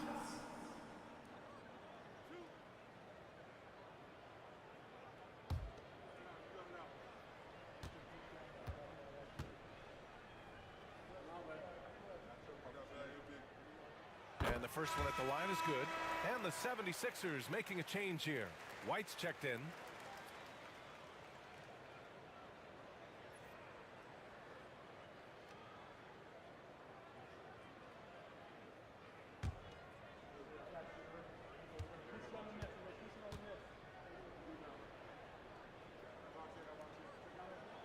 And so he makes both from the line. The Sixers lead by 5. Outside Gilgeous-Alexander. And about 3 minutes played now in the second quarter. No good with a layup. Thompson passes to Pritchard. Thompson, a screen on Gilgeous-Alexander. Shot clock at 6. Here's Tatum. Hey, Tatum getting it done inside. That's a guy you want taking shots, a quality offensive player. Outside Vanderbilt. It's Holmgren, high post. Here's White. Releases from the wing and drills it. And the 76ers lead by 5. The assist numbers certainly stand out. They've really emphasized ball movement here today. White against Thompson. Back to Tatum from behind the arc. Tatum! Money from deep. With his touch, Tatum's a threat from anywhere. For Philadelphia, they've gone 4 for 7 in the second quarter. Outside Gilgeous-Alexander. And he's going to the line for 2. The official saw contact while he was going up. First team foul. Philadelphia shooting their first shots from the stripe in this game. Shai Gilgeous-Alexander at the line for 2.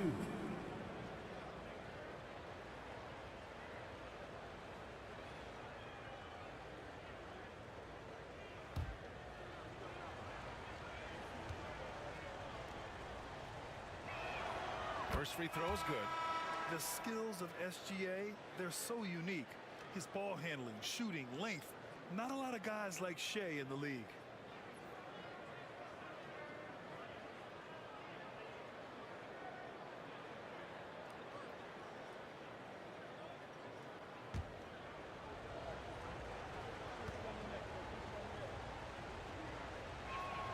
Both free throws good from Gilgeous-Alexander.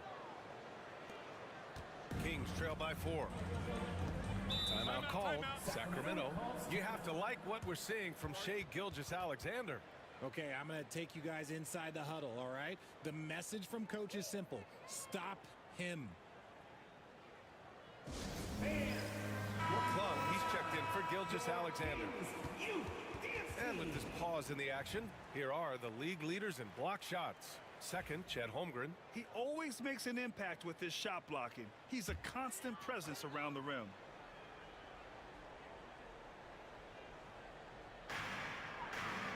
Pass to Jerome. Thompson outside. Back to Jerome. The basket's good. Off the assist from Thompson. Thompson's got 3 assists now in this one. Philadelphia's gone 1 of 2 from deep in the second quarter. Here's McClung. Three-pointer. Jones grabs the board. Locking the arc down. Defense knows it's on them to scare off those shots. Pass to Thompson. Here's Jerome. 6 points for him. Down low. Hey, shot's good. And it's all knotted up. Looks like we're starting to see a pattern here. Not afraid to get in the paint and get wet. The 76ers have got 4 of 8 shots to drop in the second. Here's McClung. 5 points in the game. Hits the trifecta. 9 points in the game. But he's been locked all the way in from the floor, and he's the #1 reason why they're winning right now. To the paint. And finished off by Hayes. It's harder to thread those passes inside, but the reward is evident. To the inside. Holmgren, the pass to White. Oh, through contact. White gets the finish. And despite the height disadvantage, oh my, he just attacks that interior. Really unfazed. Throw his height right out the window. And you look at Derek White, Richard. The energy he plays with, it is remarkable. That's his greatest attribute, his activity on both ends of the floor. Having a high motor is a skill. He keeps coming and tries to wear you down. Spencer's checked in for Thompson.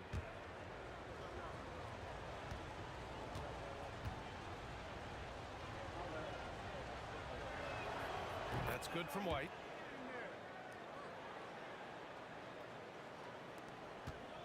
Kings trail by 4. 2 minutes remaining in the first half. 2 minutes. Here's Jerome. He has 6. Pass to Salah. A minute 50 left to play in the second quarter. 5 on the clock. Here's Jerome. And it's good with time running down on the shot clock. Jerome's got 4 points this quarter. And White has got the ball here for Philadelphia. Picked by Prince. Ooh, here's White on the drive. That one no good. One reason this game is so tight is because both teams are hitting the boards with reckless abandon. Here's Jerome. Give him 8. Unable to get that one. Good work defensively by White. Philadelphia's gone 2 of 4 from the perimeter in the second so far. Pass to McClung. White with a screen on Hayes. McClung. Philadelphia with another miss. Grant, they could attempt a 2 for 1 here. They could. The key here is a good look. 35 seconds left in the first half. Here's Jerome with the drive. Pass to Spencer. Over White. And that one's good. Spencer.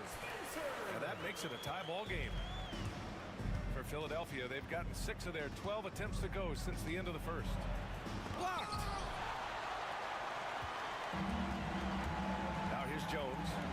He chipped in with 13 points in his last game. Out to the right wing. Here's Spencer. It's all tied in Sacramento. And we'll be back with you shortly. Your Kings, 38. The 76ers, 38.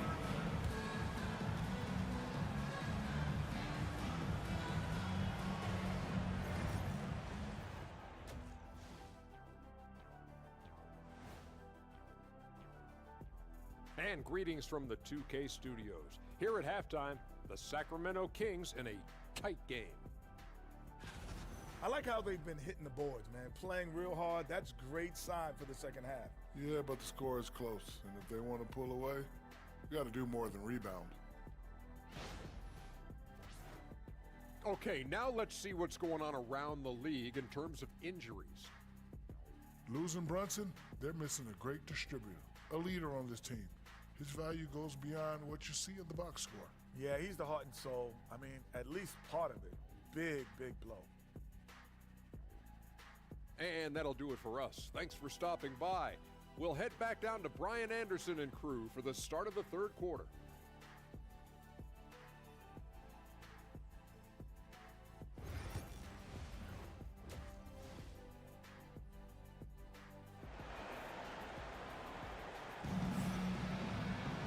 And we're halfway through this one. Plenty of basketball left in a game that's been a fairly even one. You know, Shai Gilgeous-Alexander has been exceptional here, guys. Yeah, he's kind of been the floor general for them tonight. A lot of assists for him. And it's a role we don't always see him in, but he's done a great job tonight getting the rest of his team involved.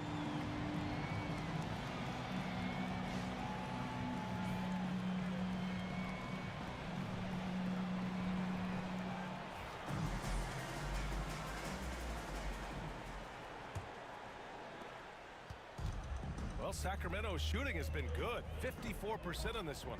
Jared Allen out there with Jason Tatum. Then there's Amen Thompson. Then it's Thompson. And it's Pritchard in at the point. That's the 5 out there for the Kings.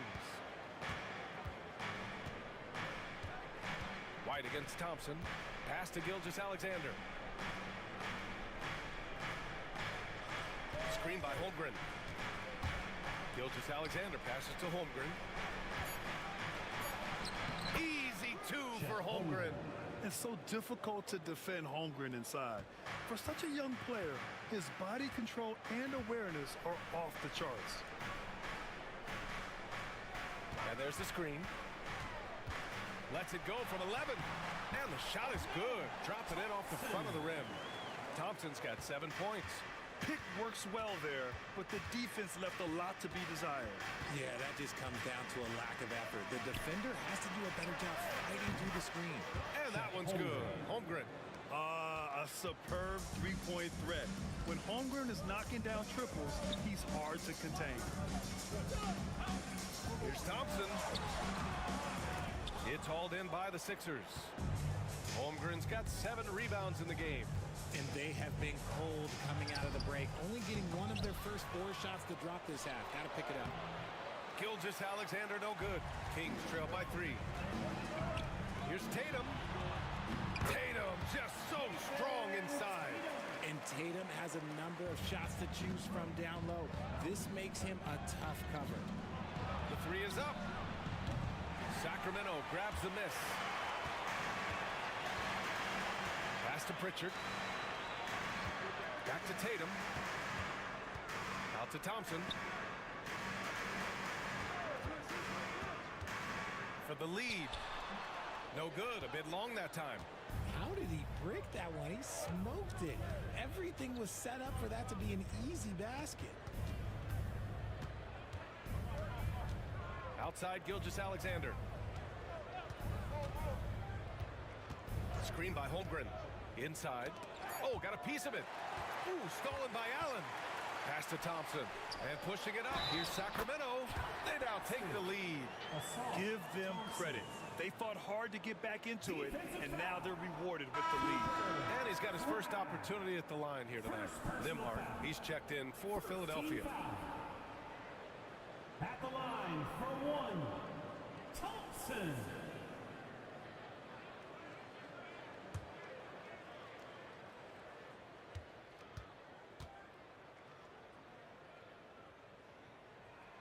Thompson, no good on the free throw.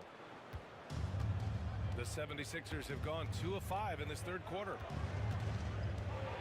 And so he draws the foul, headed to the line to shoot a pair.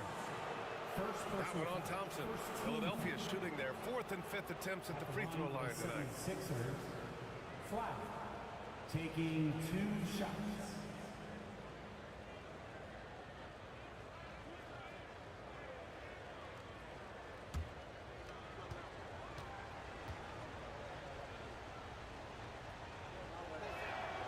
And he makes a first. And the 76ers making a change here. Kamara's checked in.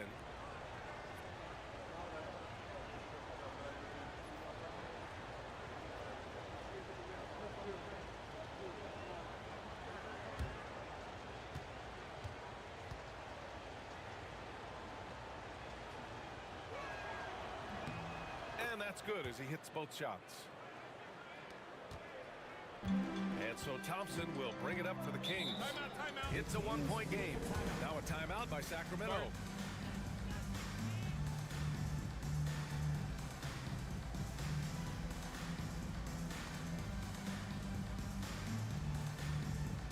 It's time for T-shirts.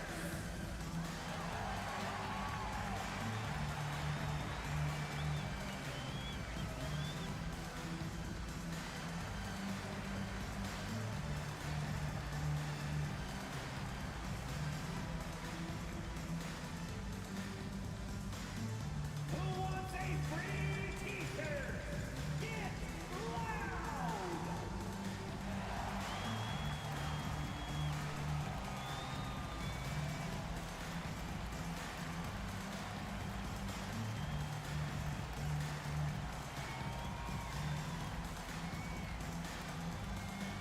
Get loud right now! We've got some T-shirts. We are throwing out right now!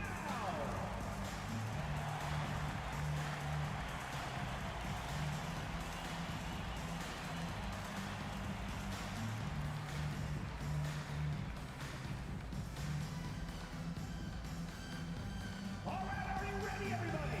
Here comes some T-shirts heading your way! And how about the all-around game of this group of players? Here are the assist leaders among the bigs so far this season. Fifth, Jason Tatum. And I love how these guys are some of the most complete front court players in the NBA. They're not just score and rebound bigs, they can also beat you with their passing as well. The way they move the ball is tremendous. I love seeing that kind of pass work being done out of the post. On the wing, Thompson. He's guarded by Nembhard. On the wing, Tatum. 9 points in the game, 6 to shoot. Oh, Thompson from deep three-point land. Not really his range, and it's off target. Philadelphia has gone 1 of 2 shooting from the perimeter since halftime. Pass to Kamari.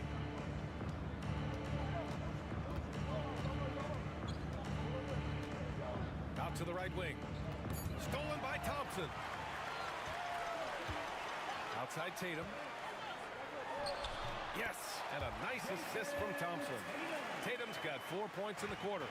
And guys, the way this defense is getting manhandled down low, you have to wonder if they're at 100% right now. Philadelphia with another miss. The Kings have gone 4 of 9 in the third quarter. Thompson passes to Pritchard. Thompson scanning the floor. 6 on the shot clock. 13 feet out. Rebounded by Kamari. I'd like to see him a bit more efficient. He has not been great this quarter.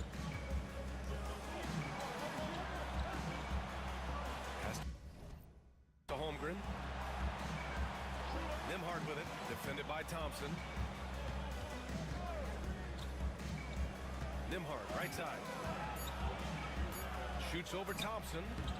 The shot by Nembhard, no good. The Kings leading. Here's Pritchard. Tipped away. Gilgeous-Alexander with a steal.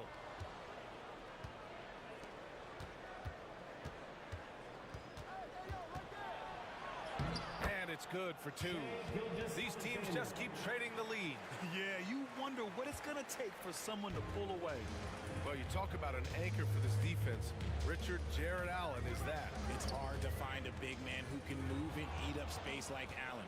He's a great shot blocker that can also move his feet on the perimeter and guard in isolation. But a difference maker at the rim, that is where he's at his best. Pass to Pritchard. Now Thompson. Tatum with it.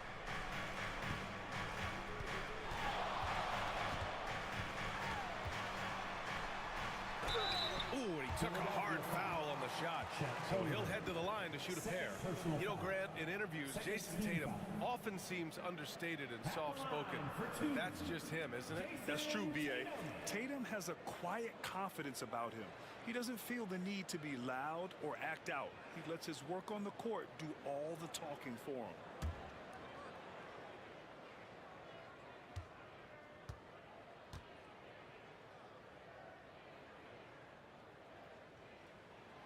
And that one falls for Tatum. You look at his college days and his rookie year, Tatum has always been on a winning team, Richard. B.A., I think it starts with his approach. There's always been an air of professionalism when it comes to Tatum. He's just a young player that is focused only on winning.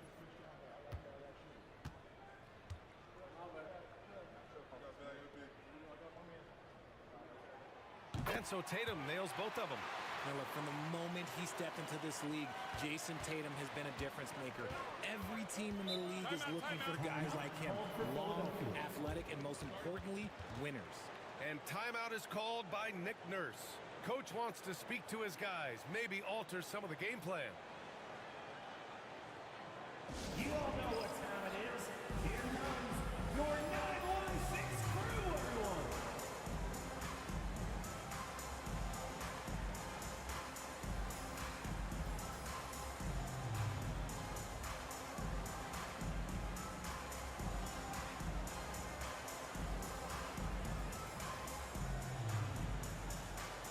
Jones, he's checked in for Sacramento. For your 916 crew.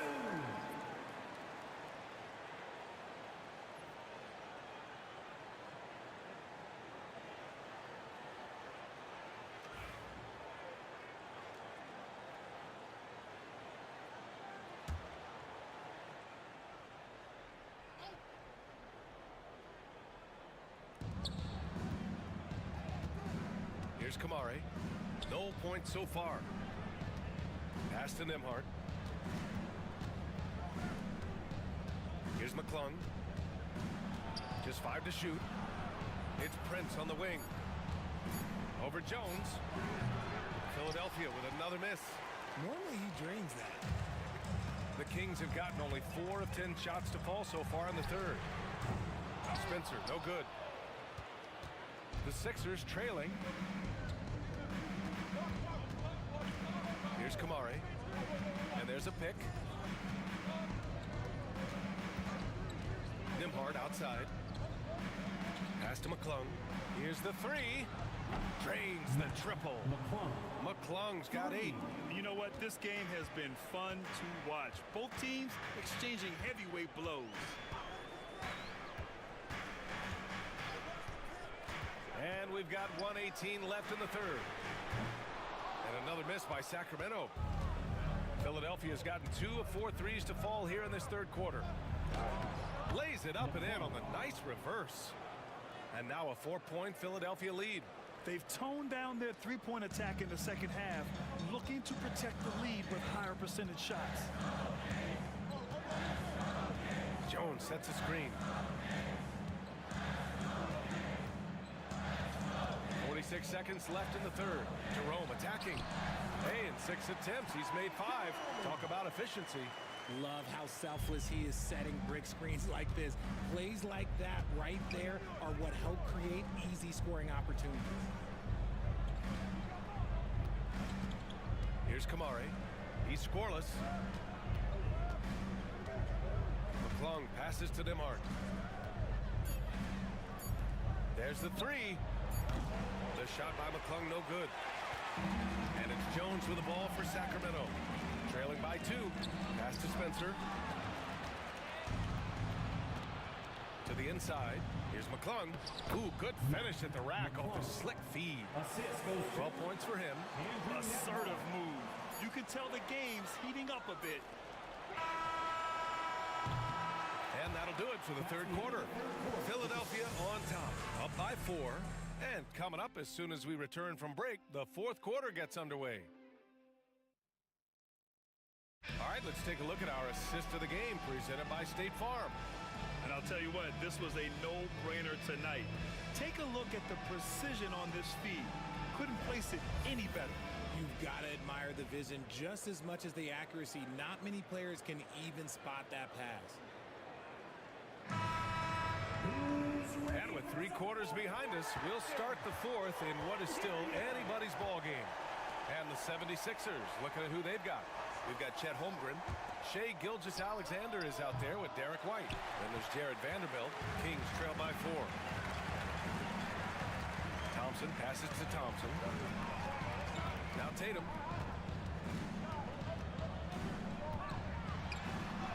Tatum showing off the strength. Brushing off the contact. Look, the dude is strong. When he gets in there, it's easy. That's an easy bucket. Outside Vanderbilt. Pass to Holmgren. And here's White for 3. He drops it from range. And the 76ers lead by 5. This is what it's been since halftime. Remarkable results from downtown. In the modern NBA, you have to hit threes to win games, and they've made that adjustment since the break. Knocks down the triple. And this is big for Thompson's confidence. He needs to keep hitting from downtown. Thompson against Gilgeous-Alexander. Over Thompson. It's wide right, hits off the rim. He expects to make every one of those, and we expect him to make them too. Tatum passes to Thompson. Holmgren against Tatum to take the lead. Another 3 for Sacramento. His first triple of the second half. Can he get it going? And timeout is called by Nick Nurse. He's looking to make some very important adjustments here. One of the stories here, Jason Tatum. Man, is he getting it done today? He's been on an absolute tear inside. They got to figure out a way to keep him out of the lane. Richards checked in for Spencer. A chance here to catch up with Allie from the sideline. I had a chance to find out what Nick Nurse was discussing with his players.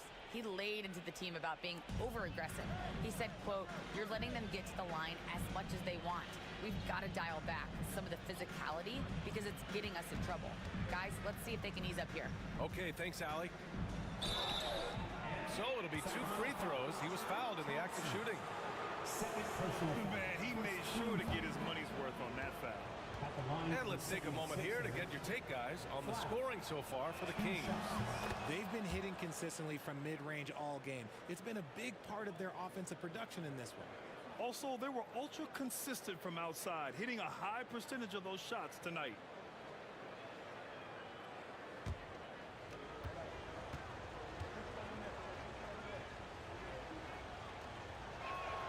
That one falls, so he hits both of them. Moving along, 2 minutes gone in the 4th. The Kings trailing. On the wing, Thompson.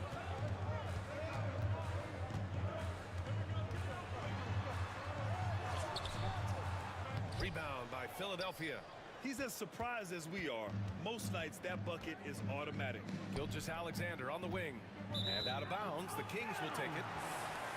Sacramento ball.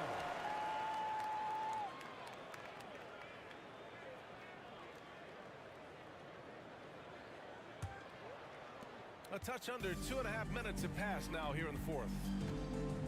Outside Tatum. Pass to Thompson. Allen with a screen on White. To the paint. Left block shot on the way. Allen can't get it to go. Philadelphia's gone 1 of 2 from deep in this quarter. Now here's Gilgeous-Alexander. The kick out to White. And that comes off the assist by Gilgeous-Alexander. Gilgeous-Alexander's got his 4th assist with that last one. Thompson outside. On the wing, Thompson. Outside Tatum. Fires the 3. Rebound by Philadelphia. Holmgren's got rebound number 11. Let's go with a 3. Another 3 for Philadelphia. And they keep attacking from the three-point range here in the second half. A look at the clock. A little under 3.5 minutes gone by in the 4th. Tatum passes to Allen. Here's Pritchard. Thompson scanning the floor. Tatum a screen on Gilgeous-Alexander. Clock at 6. Tatum drops the hammer. Win or lose, this is the fight you want to see from your players. You can't question the desire of these teams. It's going to be difficult for either side to get separation. Pass to Holmgren. Now here's Gilgeous-Alexander. Ooh, Shea showing no fear inside. I just love the ball movement. Here's Pritchard. Gilgeous-Alexander defending. Allen with a screen on Gilgeous-Alexander. Pritchard gets it to go. Pick works well there, but the defense left a lot to be desired. Yeah, that just comes down to a lack of effort. The defender has to do a better job fighting through the screen. Gilgeous-Alexander passes to Holmgren. The focus from Holmgren there. And you know, as a roller, Holmgren shows great hands, and he makes nice adjustments moving downhill. And it's Thompson that time on the assist by Tatum. And you want him taking good shots at this point in the game, and that one was easy. Yeah, it's clear why they go to him in these moments. They know he's going to deliver for him. Holmgren, the pass to Gilgeous-Alexander.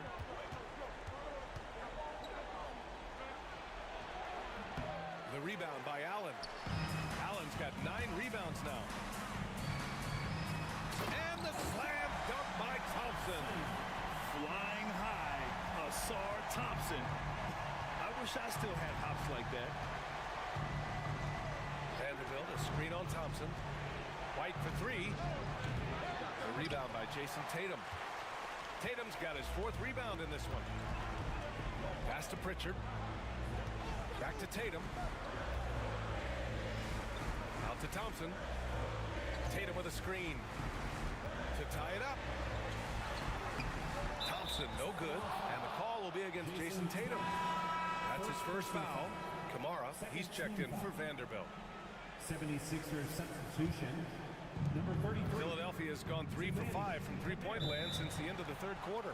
And so it's Nick Nurse calling timeout here. He clearly wants to talk it over and make sure everyone is focused.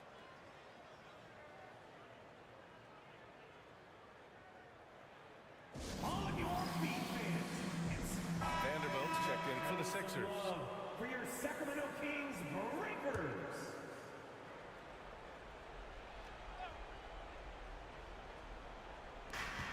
Gilgeous-Alexander from outside. And Pritchard pulls it down. And he might have thrown himself off if he saw how much space he had for 3. Here's Tatum. The basket drops, and he gets fouled on the shot. 1 free throw coming his way. It is the sheer confidence of Tatum, ready to put his team on his back. Second personal foul. First team foul. At the line for 1, Jason Tatum.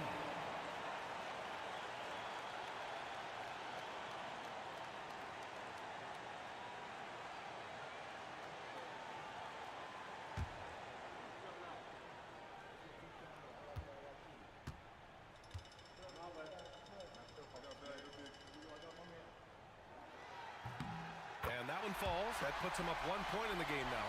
And in a close game like this, they can really rely on him to take care of business at the line. Gilgeous-Alexander passes to Holmgren. Holmgren with the tough bucket. These moments are important for Holmgren's development. He needs to keep sinking those big-time shots. Allen with a screen on Vanderbilt. It's out of bounds. Last touch by Vanderbilt. Oh, my. Turning it over at such a critical point in the game. You know he feels awful. A minute 37 left in the 4th. Just 4 to shoot. Tatum from long range. It's hauled in by the Sixers. Holmgren's got a rebound number 12 here already in the game. White, the pass to Gilgeous-Alexander. And he's going to the line for 2. The official saw contact while he was going up. That one on Tatum. There's that man, Gilgeous-Alexander. So tough to contend with his quickness.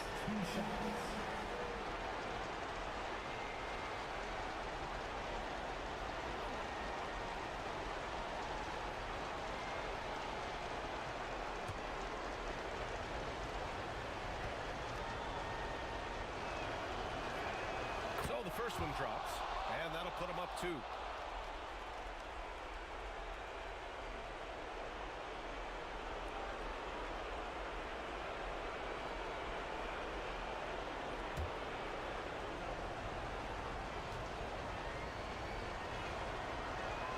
And so he drops them both, and it's a 3-point game. Certainly some pressure on those free throws, but he still delivered. Down low. And the slam dunk by Thompson. Impressive one-hand slam right there, B.A. Man, as long as he's confident about it, I'm good with it. Maybe use 2 hands next time. He knows where he is. Gilgeous-Alexander with the ball. Picked up by Tatum. Nothing is going his way in this half offensively. Really having a hard time finding his shot. Wasted no time with that shot, but it's off the mark. Allen defending. Outside Gilgeous-Alexander. Oh, he nails it! Talk about stepping up in a big way. What a huge play coming through when it matters most. The Kings call timeout. What do you think is going to be their best move at this point? And it would be smart to go for a 2-for-1 right now. All right, fans. Let's get loud, fans. Stand up. Make some noise.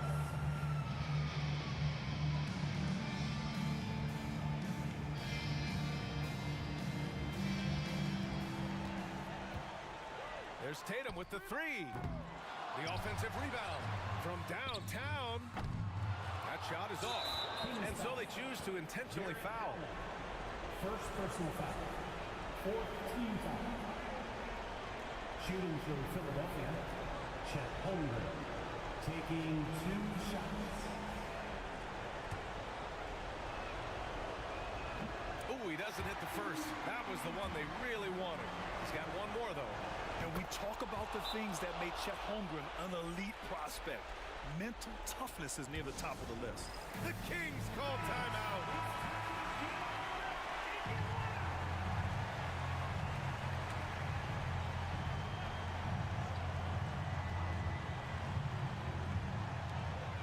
Here's Thompson. It falls! And he's brought them within 2 points now. You know, inside is where Thompson excels, and the concentration allowing him to finish there. And a smart choice right there. I mean, you can't allow them to just drain the clock. And he misses the first one. Boy, he wanted that one to go. Taking 2 shots. And he does get the second one. And that makes it a 3-point lead. There's 21 seconds left in the final quarter. Tatum against Vanderbilt. And they need to stop the clock, so there's the foul. 3rd personal foul. Team is in the penalty.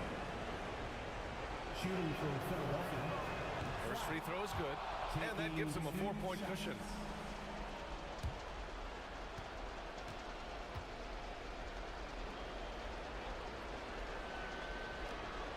So he goes 2 for 2 at the line, and it's a 5-point game. Calm and cool, and his free throws put a bow on this one. Nice way to finish the game up. Thompson, no good. And so it's Philadelphia with the W. They played the villain tonight, and they played it well. Yes, they did. You know, you have 2 choices. You can either succumb to the hostility in this arena, or you can feed off of it and use it as motivation. They did the latter. That's it, folks. The NBA regular season is in the books. For Richard Jefferson, Grant Hill, and Allie LaForce, this is Brian Anderson saying thanks for watching. And as we leave you, here's a look at our player of the game, Shai Gilgeous-Alexander.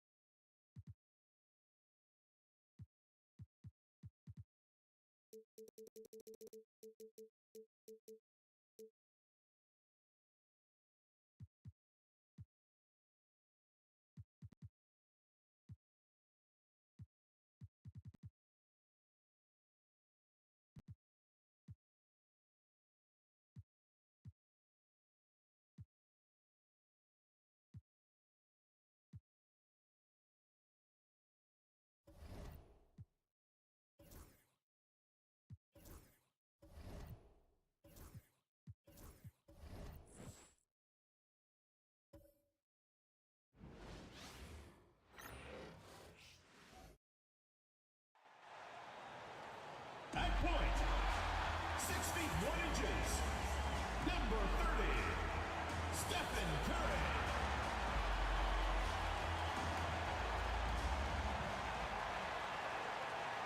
Welcome and good evening. We welcome you to our Monday night broadcast of the NBA here on 2K Sports. And tonight, it'll be the Charlotte Hornets going up against the Atlanta Hawks. Kevin Harlan here, joined by our analyst, Greg Anthony, and Hall of Famer Doris Burke. Plus, reporting from the sidelines, another Hall of Famer, David Aldridge. Let's see some of the numbers here for Stephen Curry. He's been playing a much bigger role in their offense over the past 5 games. It comes across in his usage rate, which has gone up during that stretch. We'll see if they continue to lean on him here tonight. Looking at the starting 5 for the Atlanta Hawks. Alperen Sengun out there with Song. Then it's Halliburton. Then there's Markkanen. And for Charlotte, we've got Nickeil Alexander-Walker. Brandon Ingram's out there with Pascal Siakam. Then there's Walker Kessler. And it's Curry in at the point. And tonight, we have a couple teams with Doris, a lot to look forward to. I'll tell you, Kev, plenty of optimism around both of these franchises.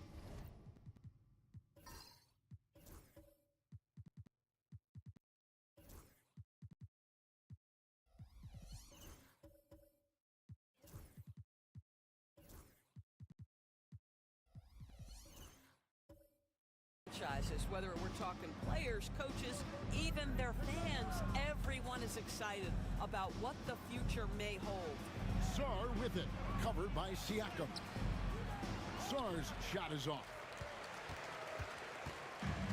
And it's the Hornets ball. Siakam passes to Alexander Walker. Curry with it. They set the pick. There's the triple. A three-pointer is right on target. Curry's got the opening field goal of the game for the Hornets. Well, in case anyone has forgotten, Steph Curry with a reminder of what ridiculous range he has. It's amazing how he's able to maintain technique even from that distance. Sengun against Kessler. 3 on the clock. The Hawks need to get off a shot here. The shot's good. Markkanen doesn't allow that clock to speed him up. Just stays calm, gets into a shooting motion. Nicely done. Siakam kicks to Curry. Back to Siakam. Outside Curry. To the paint. Kessler passes to Alexander Walker. And that one's good. Ingram. And this is Ingram's attitude. He's ready to fire away as soon as the ball hits his hand. And while we've got a moment, let's send it over to our terrific reporter, David Aldridge. David? Thank you, Kevin. Caught up with Coach Charles Lee. Now, in talking about Tyrese Halliburton, I wanted to know about the strategy for him out there. Coach said Halliburton is so quick and such a deft ball handler. I think it just comes down to keeping up with him, matching his pace, not letting him get one step ahead. So, that's the game plan. Back to you. Thank you, David. The Hawks have gone 1 of 3 from the field to start this one so far. Break since making it to the Eastern Conference Finals in 2021. The Atlanta Hawks haven't been that good. And it was hard to tell if that was a Cinderella run at the time, but Kevin, looking like that might have been the outlier. The Hawks took some risks to get back there, but it just hasn't worked. Uses the glass to finish the lane. Ingram's got 5. And loving when Ingram uses that length down low, not settling for the jumper. And a fast break now for the Hornets. Curry dishes to Ingram. Curry kicks to Ingram.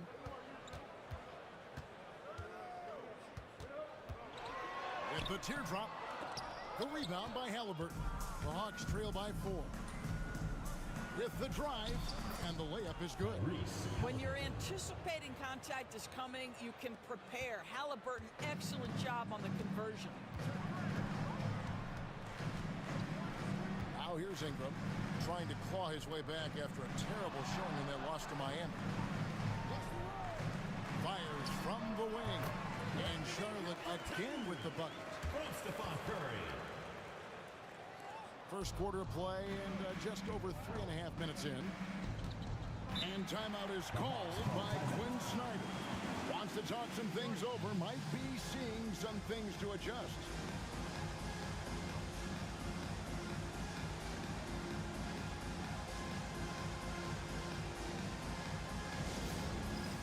All right, fans, it's dance time. Get ready to dance like everyone's watching. Well, a great rebounding small forward can give any team an X factor. Let's look at a few guys who have been playing that role over the course of the last month. Brandon Ingram, fourth. You know, the work they do on the boards is such a big part of all these players' game. I mean, they play much bigger than the grand majority of small forwards in our league. Yeah, this is a very physical group of players, and all with a great nose for the ball. They don't shy away from getting down low and pounding the boards with the big guys. In fact, they just thrive on it. Look at the big fella working on that possession. He knows how to fend guys off and get those rebounds. Pass to Kessler. Siakam outside. Charlotte moving the ball around. 6 on the shot clock. And Curry the bucket on the assist by Siakam. Curry's got his second bucket tonight. Curry understands how to take a hit, prepares for it, and makes the necessary adjustments. Halliburton on the wing. And once again off the mark by Atlanta. Hornets leading by 6. Connects from three-point range. And he likes to get in a rhythm early. Nice triple. For Atlanta, they've gone 3 of 7 from the field since we've gotten underway. Inside, and stolen by Siakam. That's to Curry. Back to Siakam. To the middle, here's Ingram. And 2 free throws coming up, unable to get that one to go with all the contact. It's on Lauri Markkanen. Looking at the Hornets, Greg, they're still in pursuit of their first trip to the NBA Finals. And Kevin, I hope it happens soon because their fan base deserves it. They've stuck with this team through some difficult years. It's about time they get rewarded.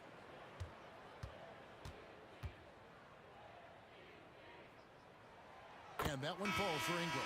And battling injuries off and on throughout the years, Ingram is a major difference maker when healthy. Looking at who's out there now for the Hornets. Kate is checked in. Kyle Kuzma comes in for Pascal Siakam. Terry's checked in for Alexander Walker. And Poole subbed in for Stephen Curry.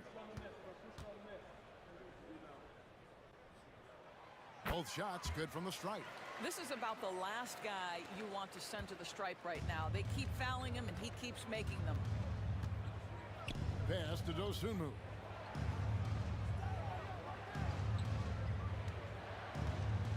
Now, Neesmith. 5 on the clock. Takes it inside. Will it go? Shot's good by Topic.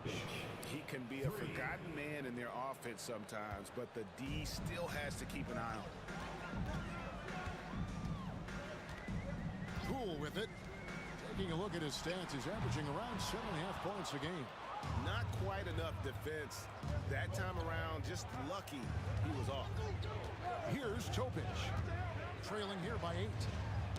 It's tipped and stolen by Kuzma. Pass to Poole. They set the pick. Rebound, Atlanta. Their last game, a win against San Antonio, looking to carry that into this one. Yeah, and that one, unbelievable shooting display, especially from long range. That turned out to be the difference. Well, and I think what that was a product of was their movement off the basketball. Just tremendous work on the perimeter. Clock at 4. Topic It's tipped. And in transition, it's Ingram. Here we go.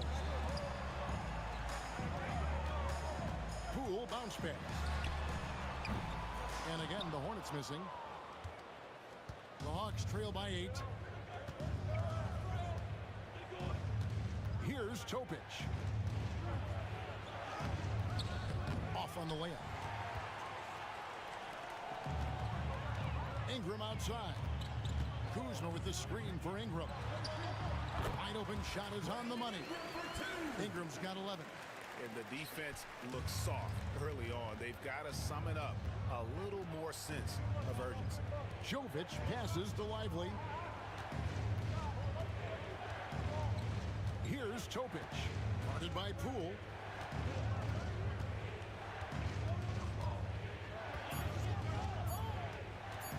Here's Topic. The rebound by Cato. Not really his best quarter as far as scoring, but let's see if he can eventually get back on track. Terry looking over the floor. Down low. And the dunk to finish it off. Beauty. Building up a big early lead. They have taken charge of this game. And they've been doing it largely at the offensive end. If the defense does not adjust, this could be a blowout. 1 second separating the shot clock and game clock. Now here's Dosumu, guarded closely. Pass to Neesmith. No good on that one. And as we conclude the first quarter, a one-sided game so far. Hornets lead by 12. And don't go away. We'll be back with the action for the start of the second quarter in just a moment.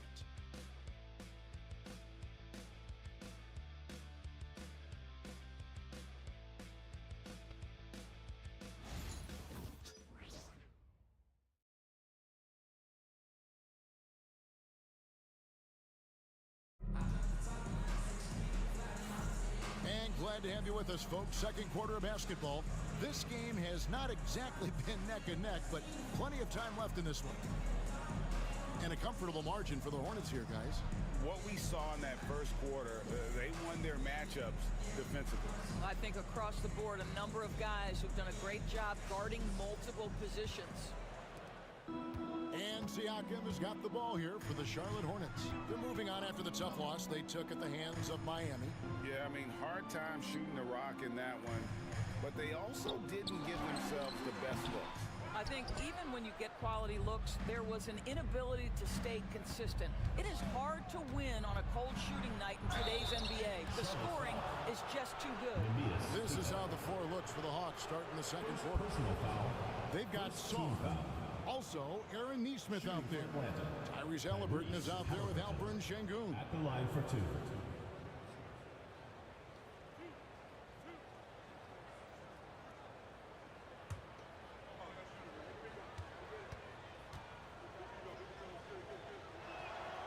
And he knocks down the first one. Well, certainly with one of the more unique shots in the NBA, Halliburton gets it done. You know, Kevin, credit to Halliburton and the organizations he's played for, because a lot of them would have changed or tried to rebuild their shot. Halliburton and his organizations knew the shot worked, and he stuck with it, and now he's one of the best shooters at his position. What we know about Tyrese Halliburton, this guy always ready to push the pace. He's got a ton of energy. He's willing to outrun and outwork other guys. Now, here's Siakam. Still without a basket. And with the lead, I like the strategy here. Continue to get the ball to guys who can do something with it. One thing we've learned in the NBA, the game is never over. So you've got to continue to score, continue to build your lead. Crafty move. That's tipped, and they get it back. Fires the three. And it's Curry with the rebound. And if they know what's good for them, that's the way they'll defend against him every time he takes the ball in the three-point lane. Puts up a deep three. Şengün with the rebound. The Hawks trail by 12. They need a good offensive possession. Yeah, they've gone a long time without a bucket. And with an update from the sideline, let's check in with David Aldridge. Kevin, thanks very much. Tyrese Halliburton is a person who's in control. He says, I want to win, so I'm just trying to figure out the right way to do that. Right now, it's get the ball in my hands and just make the right reads. I can facilitate probably better than the majority of people in the league. So that's what I want to do. I want to get my guys involved. Kevin? He does, doesn't he, David? Every single time. And, David, we thank you for that report. And so it's Atlanta with it after the miss from Stephen Curry. Here's Halliburton, and the shot is good, dropping in off the front of the rim. Halliburton's got 4 points in the quarter. And timeout is called by Charles Lee. He's made the decision. He wants to huddle up with his guys.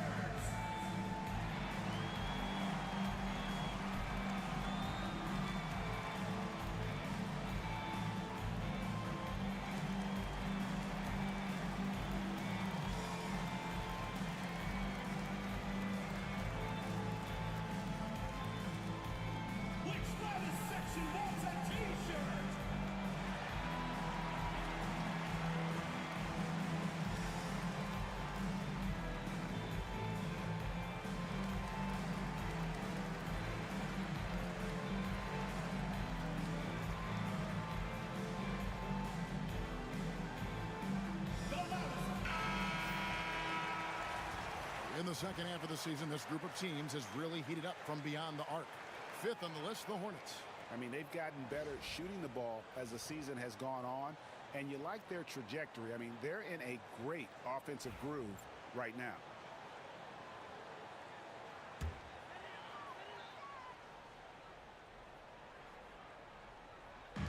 On defense, the Hawks. Only giving up 2 points this quarter. Curry on the move. Excellent D there from Markkanen. Well, we love his ability to attack the rim. He just loses a little bit of focus and misses the chippy. And the shot goes in. And it's 8 points for Tyrese Halliburton. Great, what a great time to be a fan of basketball. Not just in the NBA, but all over the world. Absolutely, Kevin. The sport just continues to grow, and there's increased value being placed on all-around skill, even in youth basketball. And I think that bodes well for the future of the game. And looks like the illegal pick was set. Yep, that's right. That'll get their attention. And not the most common call you'll see in the NBA, but hard to argue that pick wasn't illegal. It is really difficult to get your feet completely set, to stay completely still. It's almost surprising to me that it isn't called more often. And timeout is called by Quinn Snyder. He wants to make some adjustments to the game plan, clearly.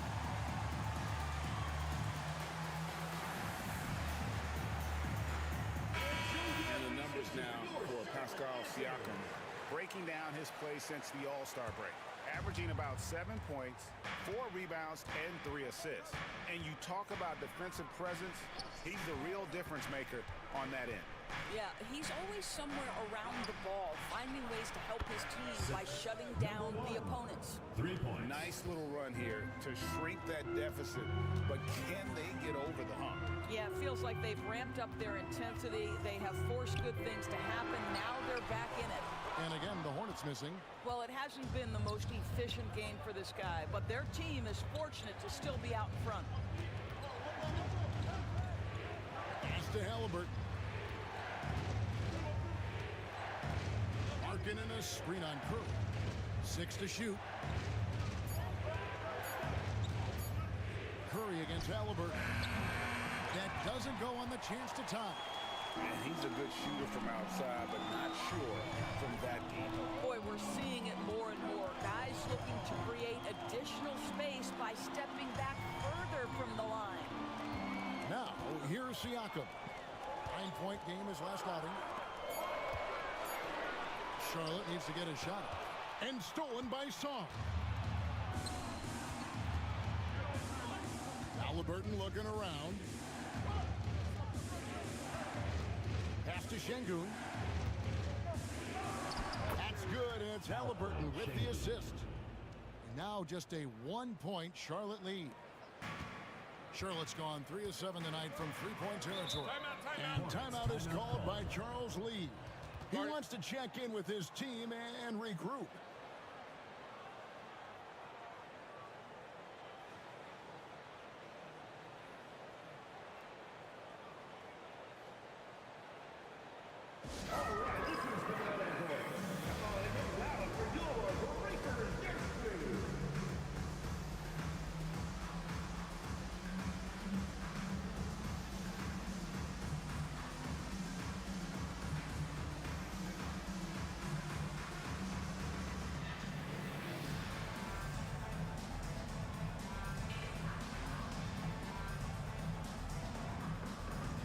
So, a whole new group on the floor now for Charlotte.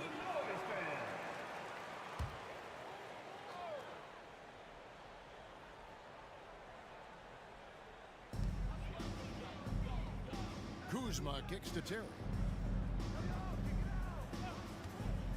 They could use a bucket. And Lively pulls it down. Hawks have gone 5 of 8 from the floor here in the second quarter. Over 60% shooting. Halliburton outside. Pass to Dosunmu. Here's Jovic. Offensive rebound. They shoot again. Lively trying to break loose. And foul on the shot. He'll shoot 2 at the free throw line. Nice work to get it inside and draw the contact. And let's quickly check out the scoring breakdown here for the Hawks. They are committed to running the floor in this one, relying on their speed to get a lot of points off the fast break. Yeah, they've also been alert and active on the defensive end, creating turnovers and turning those into points on the offensive end. Topic is checked in for Atlanta.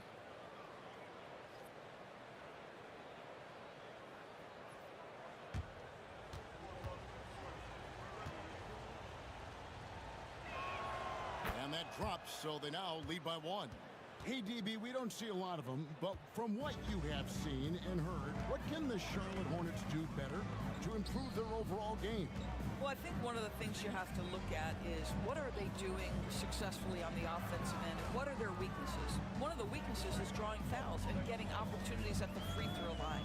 To me, Kev, the best teams do a good job of getting easy points, whether in transition or at the charity stripe. And this is what Ingram can do for you. Make a variety of shots over the course of a game. Tonight, he has been unstoppable. Now, here's Dosunmu. He has yet to score. Out of bounds, Hawks ball as Atlanta keeps possession. And the Hawks making a change here. Neesmith is checked in.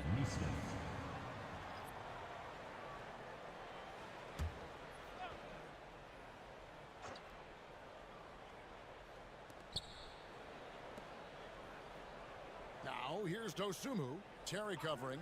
Lock at 6. Dosunmu, the pass to Lively.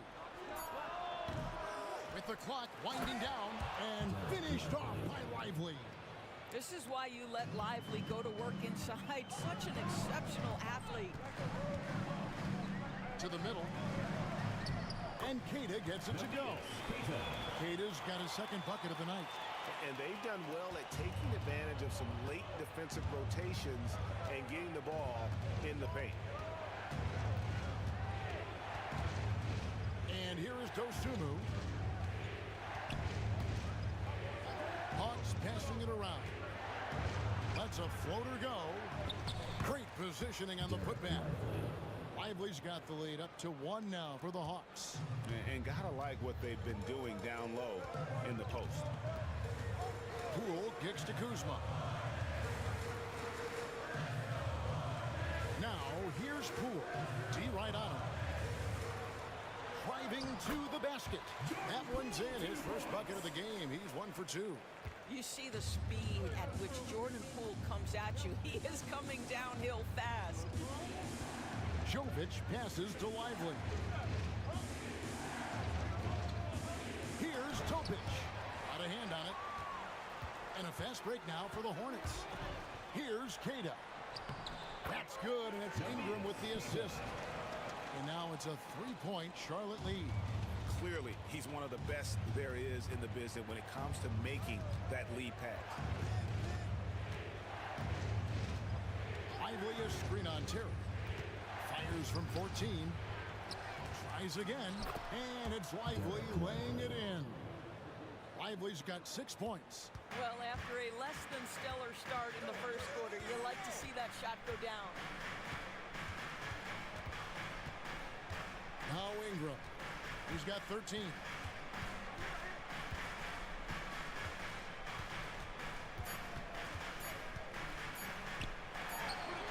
And no good on the last second attempt this time.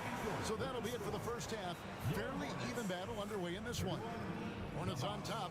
They're up by 1. And a chance now to send it over to David Aldridge, standing by courtside. David. Thanks, Kevin. Steph, you know you're number 1 in the defensive scouting report. How do you counteract that?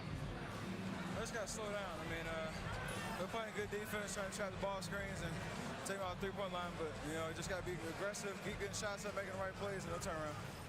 We'll see what you do in the second half. Thanks, Steph. Back to you, Kevin. Thanks so much, David. And we'll step away briefly, but get you right back out here for the start of the third quarter after this break. Get ready for the fan half-court shot. Please direct your attention to center court.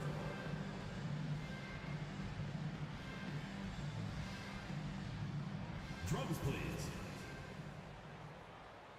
And that's very enough the shot. Oh, you almost had it. Give it up for the participant.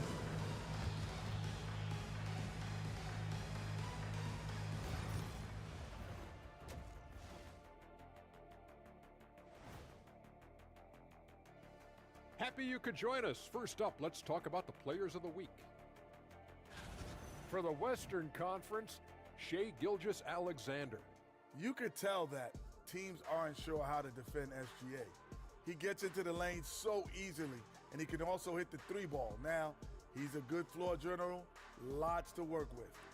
Feels like he just keeps getting better and better and better and better. And guys, the Charlotte Hornets are in an even game.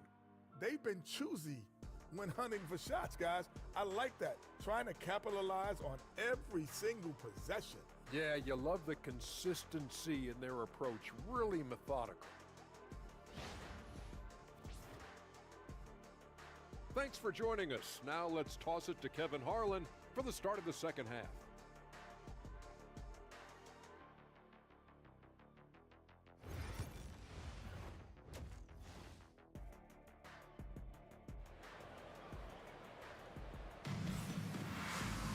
Second half of basketball upon us.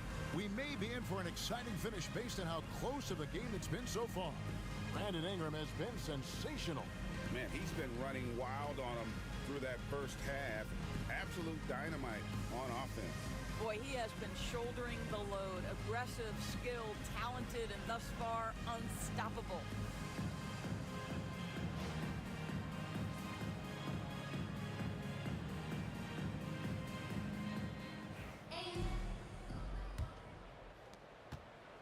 Charlotte in the lead. Nickeil Alexander-Walker out there with Stephen Curry. Then it's Pascal Siakam. Then there's Walker Kessler. And it's Ingram in at the 3 slot. So that's the Hornets 5. Back to Siakam. Inside. Kessler. Oh! Walker Kessler owns that part of the floor, going through defenders for the finish. And on the AT&T 5G Slam Cam, you can see how impressive that move was. And Halliburton's got the ball here for Atlanta. Well, Doris, before he started playing basketball, Siakam was on the path to priesthood. And there are a lot of GMs in the NBA saying, amen, that he chose basketball. Kevin, this young man actually attended a seminary and didn't pick up a basketball until he was 16. But even with that, he's built himself into an all-star and a champion. An incredible journey. Take a break. Take a break. 2 shots.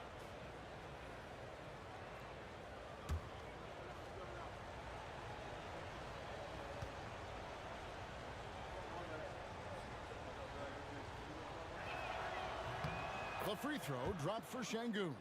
Incredible for his age, the decision-making of Şengün GA is very impressive. So calm when he sees a double coming. Reads and reacts with ease when he's on the block. or at the nail. Reminds you of a young Jokic with how he sees the game.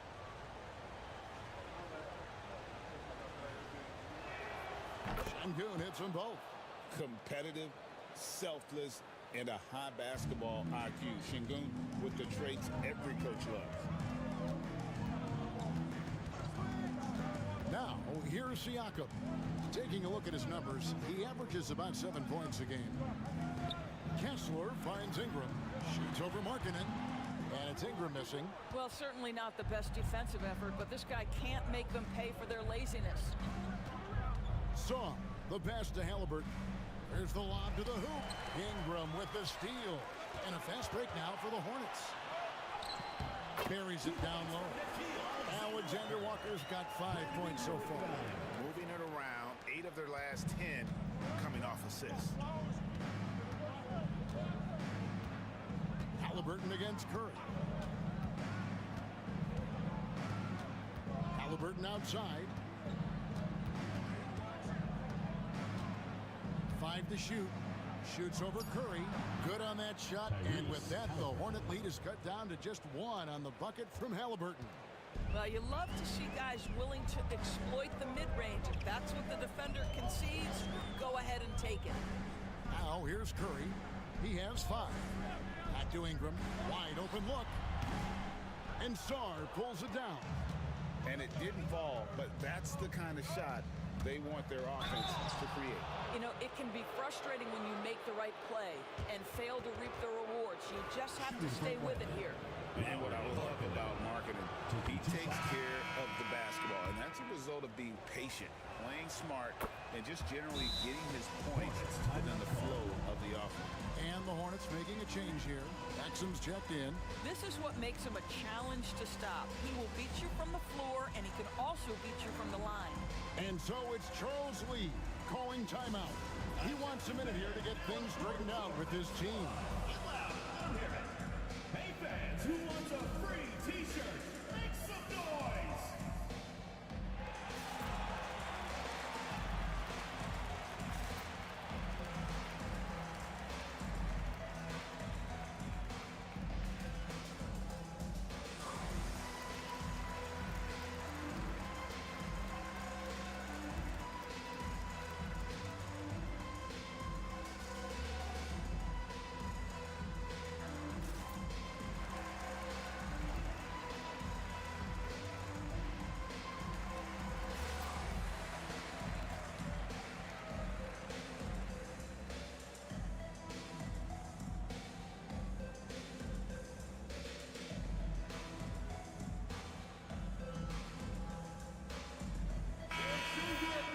While we can, let's have a peek at the league's top foul shooting teams over the course of the last month.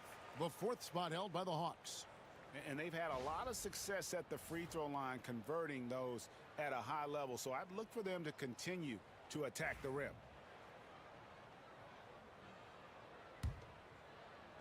So it's the Hornets now. They trail by 1. Curry against Halliburton. Curry with him. He has 5. Kessler finds Siakam. 5 on the clock, and the basket is good. Siakam's got his 2nd bucket. And we're seeing some great ball movement out of this group, guys. Pass to Markkanen. Curry against Halliburton. The baseline J.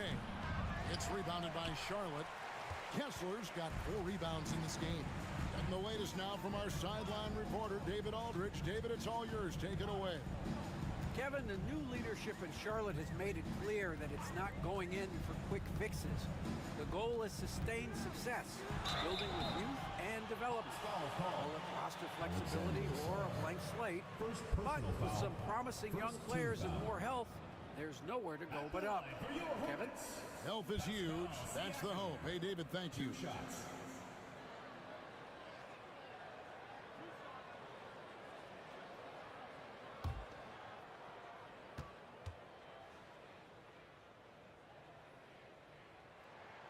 First free throw is good. Greg, in January 2024, Pascal Siakam was traded out of Toronto. And he came into the league an older player from a mid-major school. The Raptors did a lot to help Siakam, turning him into an all-NBA caliber player.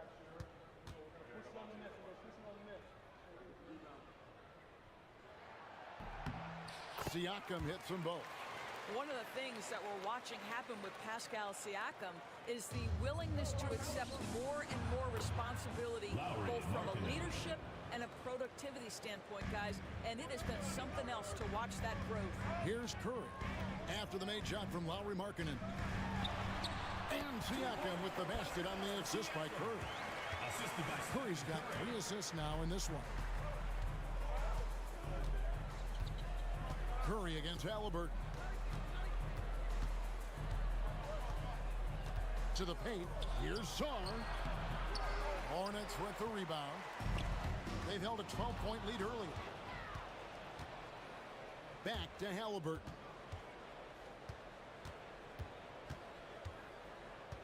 Markkanen a screen on Curry. Halliburton kicks to Markkanen to the inside. And he gets it to go. He's got 9. Well, you love the activity out there. What a play. This guy is busy on the offensive end. Curry passes to Siakam. Here's Alexander Walker. Here's Exum. Still yet to score. Oh, good on the triple. And close to making the defense pay for the lax coverage that time. Halliburton passes to Markkanen.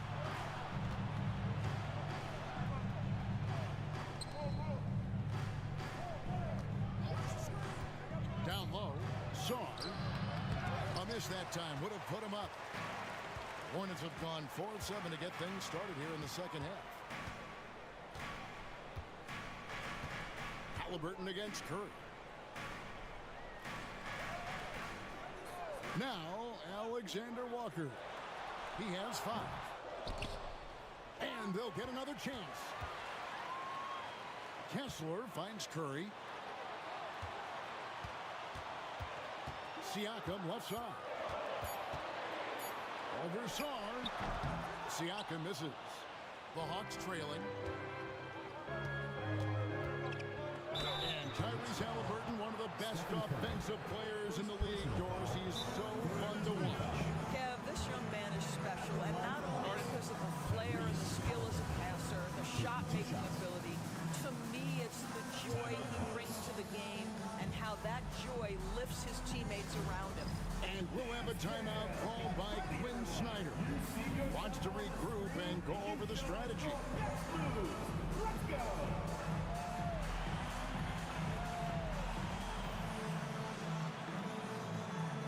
Let's see what you got.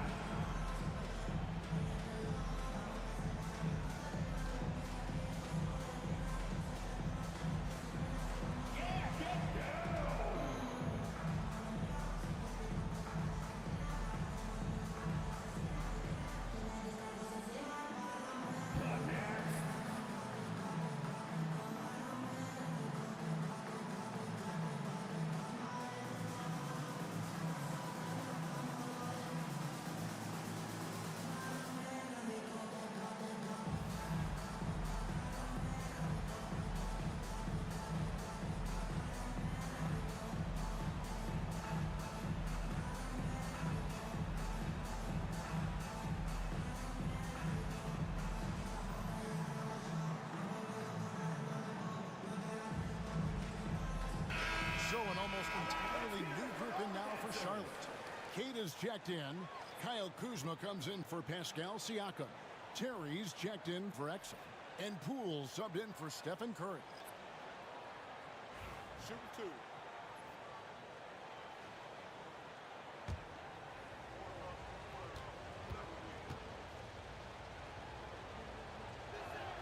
2. Ties it up, and this next one could give them the lead. So valuable to this team. Halliburton gives them whatever they need when they need it. This guy is both patient and prolific.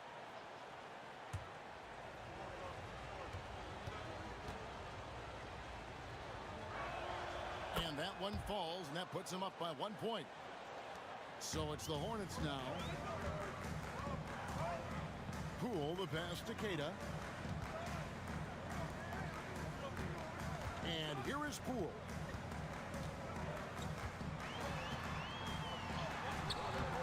He doesn't hit that one. Excellent defense there from Halliburton. Now here's Dosunmu, defended by Alexander Walker. Jovic passes to Dosunmu. Just 5 on the clock. To the paint. Here's Lively. And finished off by Lively. Derek Lively at such a young age, such a good screener, and then gets to open space and finishes. Everything you want from a young big. Now, here's Poole. Out to Kuzma. Misses and the dry spell continues. Boy, he's got a great stroke. That one almost dropped. Here's Jovic. Kuzma with the defensive effort. Hornets trail by 3. Pass to Poole. And that one clearly a foul. Gets the whistle and 2 shots coming up. Greg, it's not the first skill you think about, but Jordan Poole is unreal at the foul line. He led the league in 22 at 92.5%, beating out teammate Steph Curry by 0.2%. Poole's always been amongst the league leaders in attempts.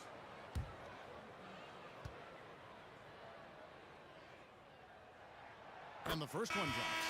Looking back at the 2019 draft, Jordan Poole was picked number 28, and Doris, he's already experienced the highs and lows of the NBA. Well, Kev, let's remember that was a stacked draft class, and I think what you've seen from Jordan Poole is this incredible ability to hunt shots, to be willing to be a focal point on the offensive end. Let's remember, he's won a championship in his career, and that's something you can never take away. Here's Topic. Neesmith. And finished off by Lively.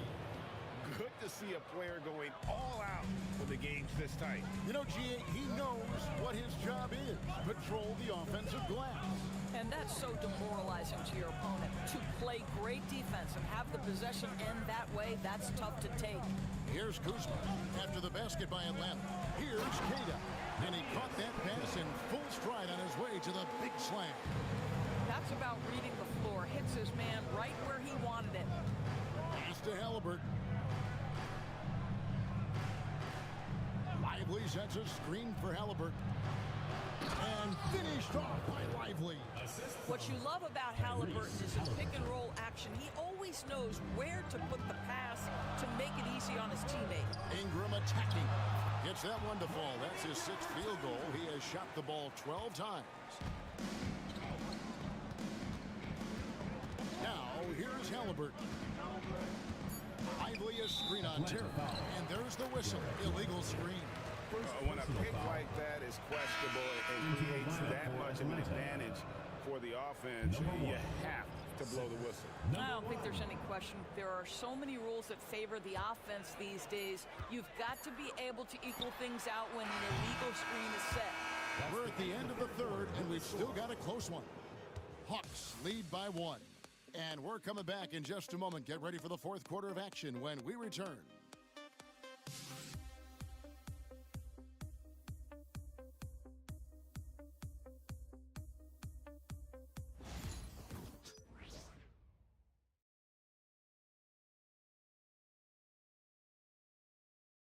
And it's time now to bring you our State Farm assist of the game.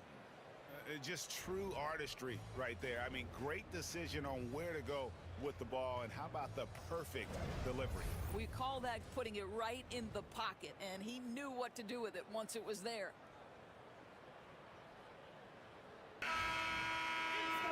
Well, what a terrific game it's been so far, with this 4th quarter sure to bring more pressure-packed basketball. On the court right now for the Hawks, they've got Aaron Neesmith, Alperen Şengün out there with Song. Then there's Tyrese Halliburton.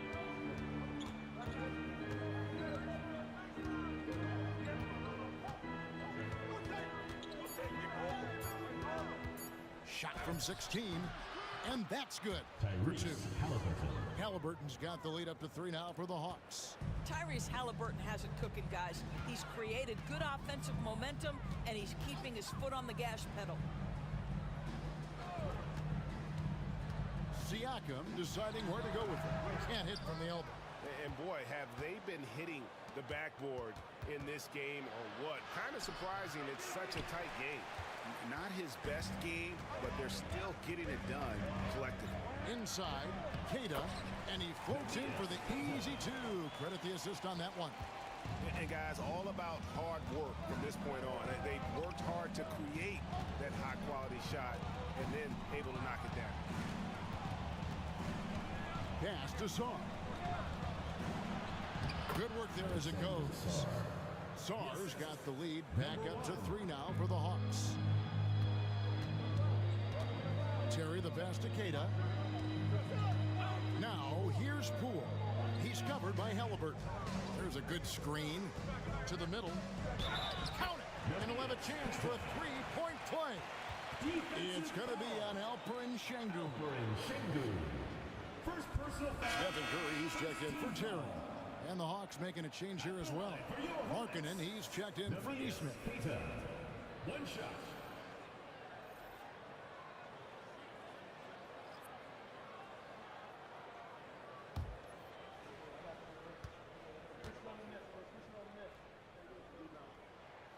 And it's tied up with that one. We're just over a minute and a half now into the 4th. Halliburton on the wing, guarded by Curry.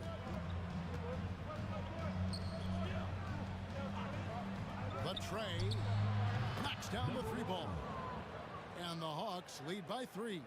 Pick works well there. Not much resistance from the D. It takes incredible effort to stay connected to the hip of the offensive player. You've got to want to work.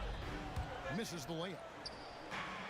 Hawks have gone 3 of 4 in field goal attempts since getting things started here in the 4th. A pretty pass from Tyrese Halliburton. You want this guy running the show. And so it's Charles Lee calling timeout. It's a chance for them to regroup and refocus. All right, Charlotte, now entering the court for your viewing entertainment, the Hornets dance team. Make some noise!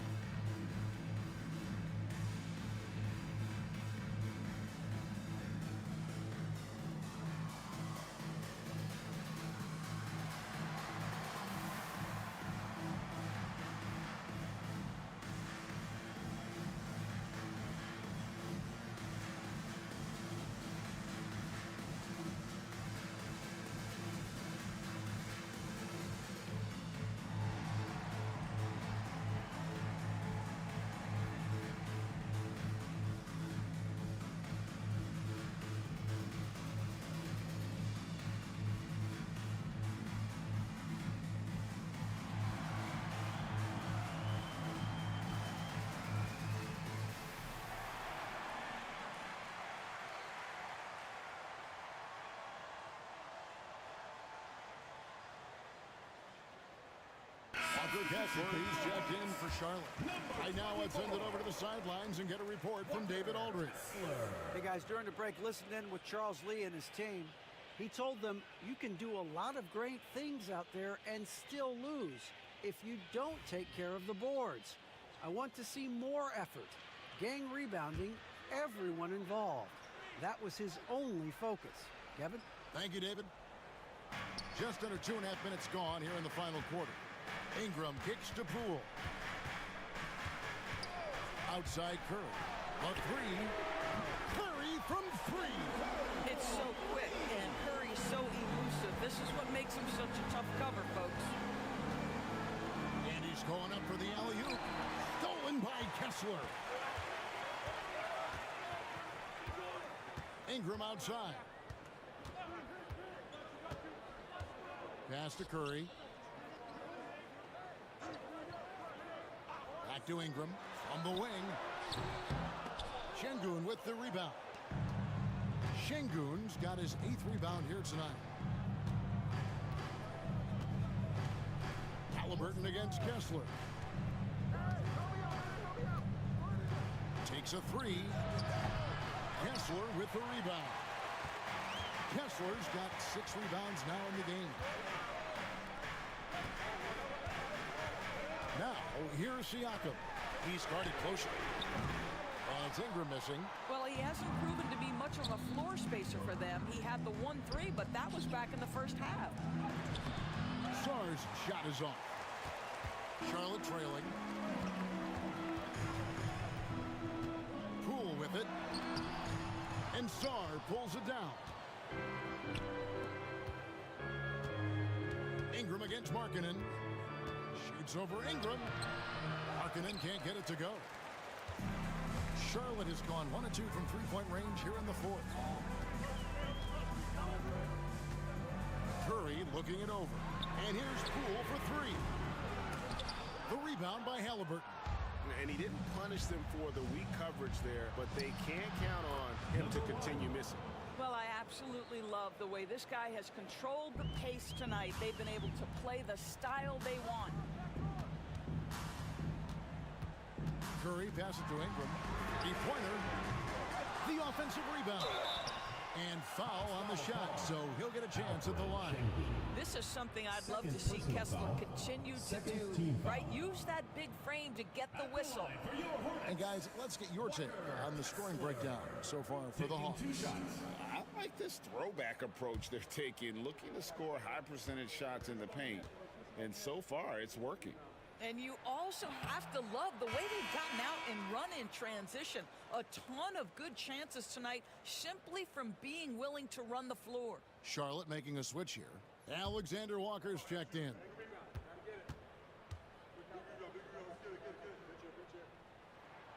He hits the second from the line.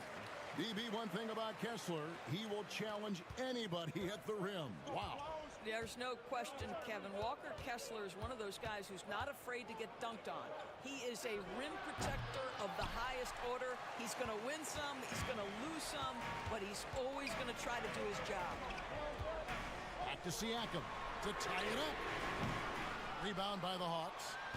Markkanen's got his 4th rebound in this one. And they've controlled the glass throughout this game, but it's still close.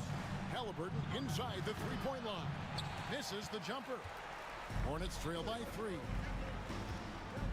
Ingram passes to Alexander Walker. That's good. It's Ingram with the assist. Ingram's got 3 assists now in this one. Hawks have gone 5 of 11 from the field in the 4th quarter. Halliburton outside.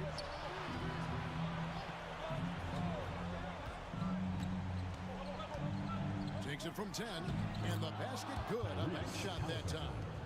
Halliburton's got 4 points now in the quarter. Halliburton has the kind of personality that keeps him steady in big-time moments. How about that? Unfazed. Pass to Alexander Walker. 2 minutes remaining in the game. 2 minutes. Back to Curry. There's the 3.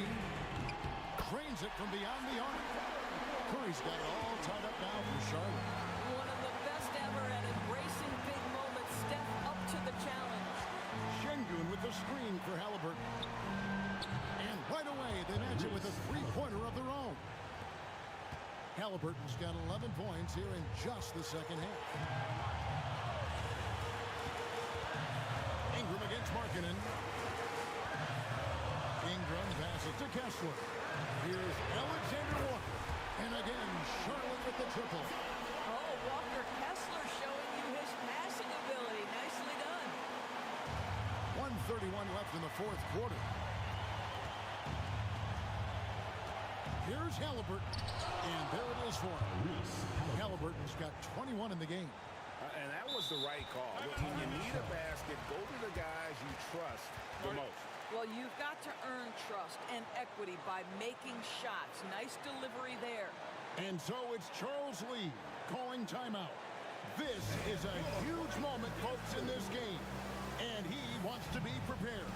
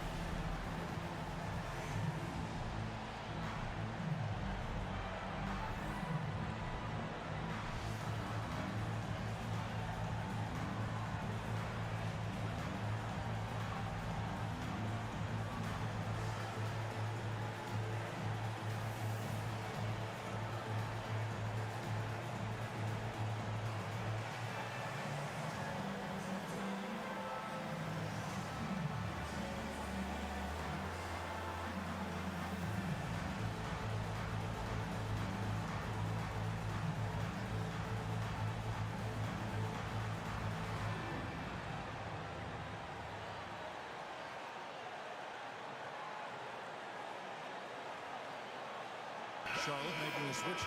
Kate is checked in.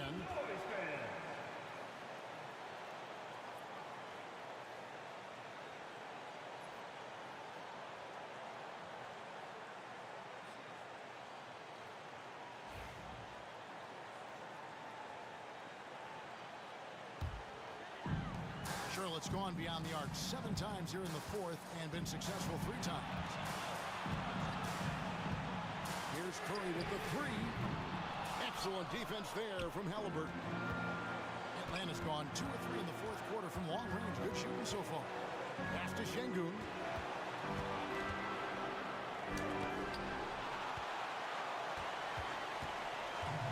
Here's Curry. Ingram outside.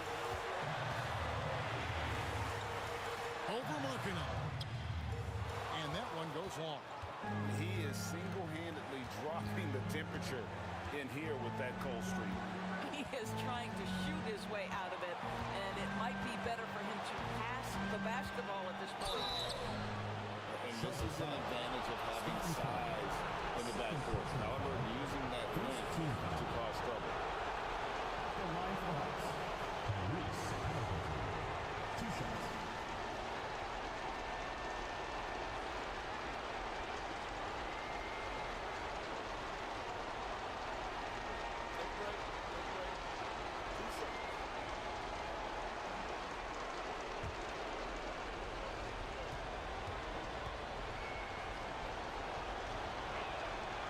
Good on the first, and that makes it a 3-point lead.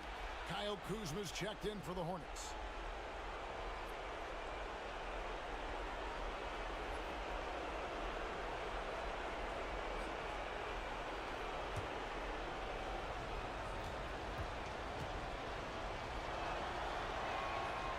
And a tough break as his second attempt at the line, no good. Points are an absolute must here. No time to waste, not at this point in the game. Can't do this against Ingram. He's good at seeking out contact and finding ways to get to the line. At the line for Charlotte, Brandon Ingram. 2 shots.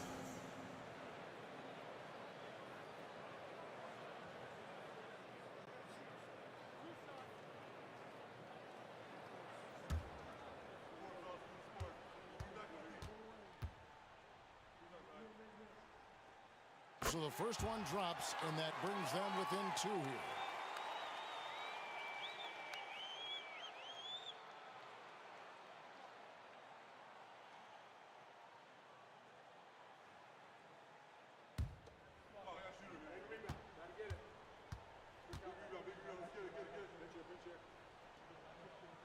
And good on the second, so he makes them both.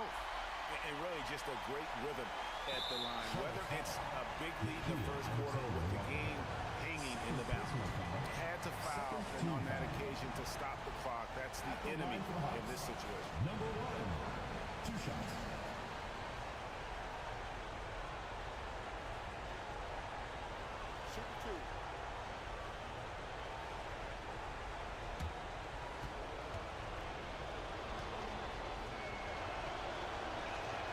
He drops the first one, and that will put them up by 2.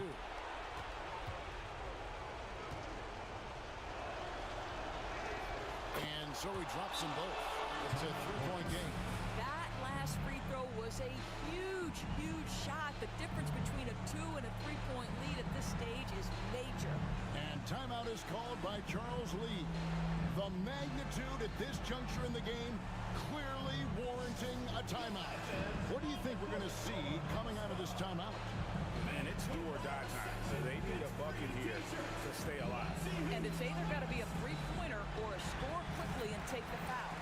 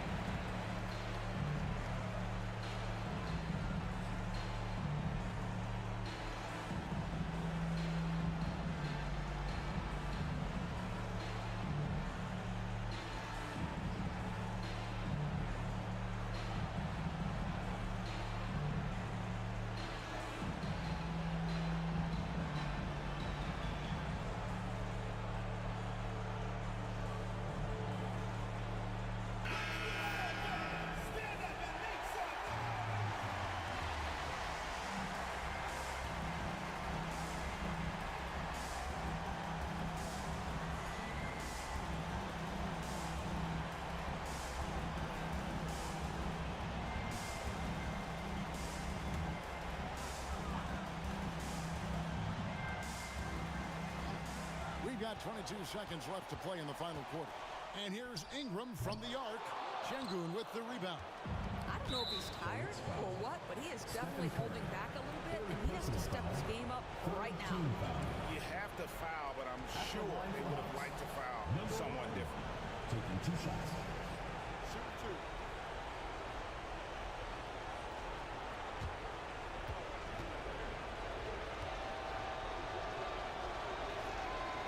It's the first, and that gives them a 4-point cushion.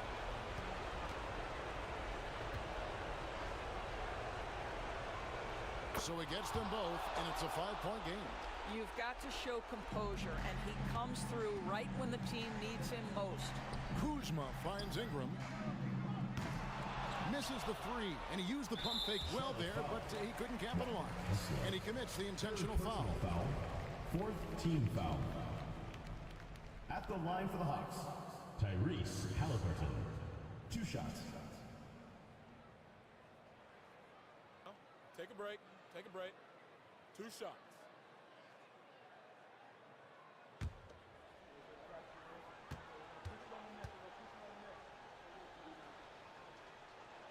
First free throw is good, and that increases their lead to 6.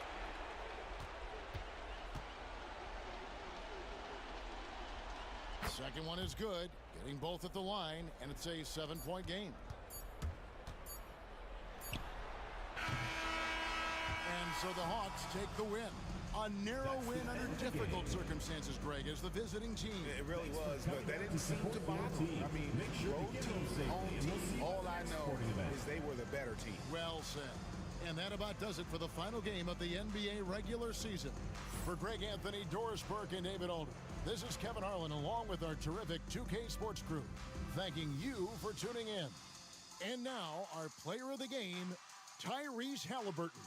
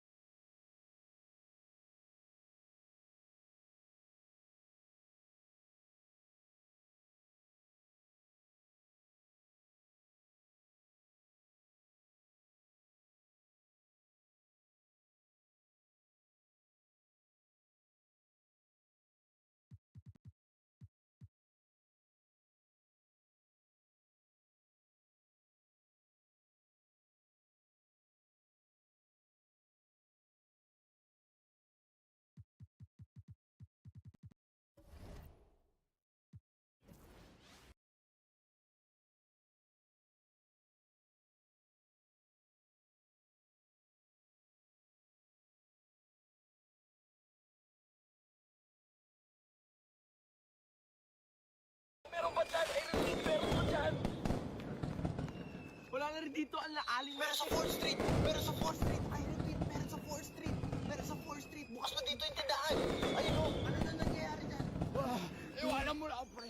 Bakit kami yung tubig? Wala nangyayari! Yelo! Yelo yung bibili ng tubig! Magsisit ako din ng air support! Incoming! Air support incoming! Iwanan mo na ako, soldier. Nakikita ko ng liwanag. Wag! Nandiyan na yung medic! There's no... Medic! Ayun na! Andiyan na! Gumising ko, andiyan na! Sergeant Piggy, ikaw na bahala sa pinsan ko. Dali mo siya sa infirmary ngayon na! Kulang pa daw na isang yelo! One more. Lord, help me get one more. Hindi para sa Desmond Dos sa Hacksaw Ridge. Help me get one more. Ang gandang movie yun.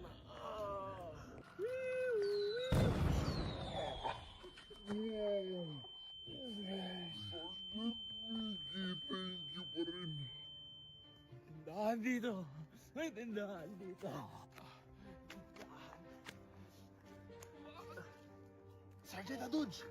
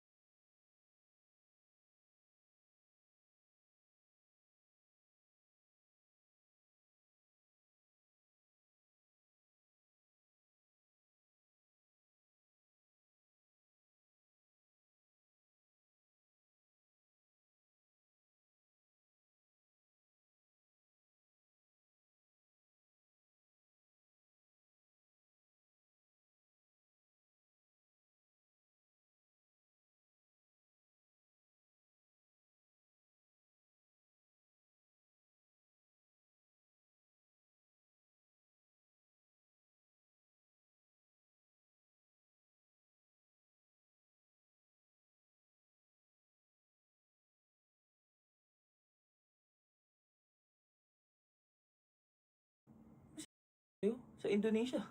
Anong meron sa Indonesia? Di ba yung sa HOK, yung National Star Challenge?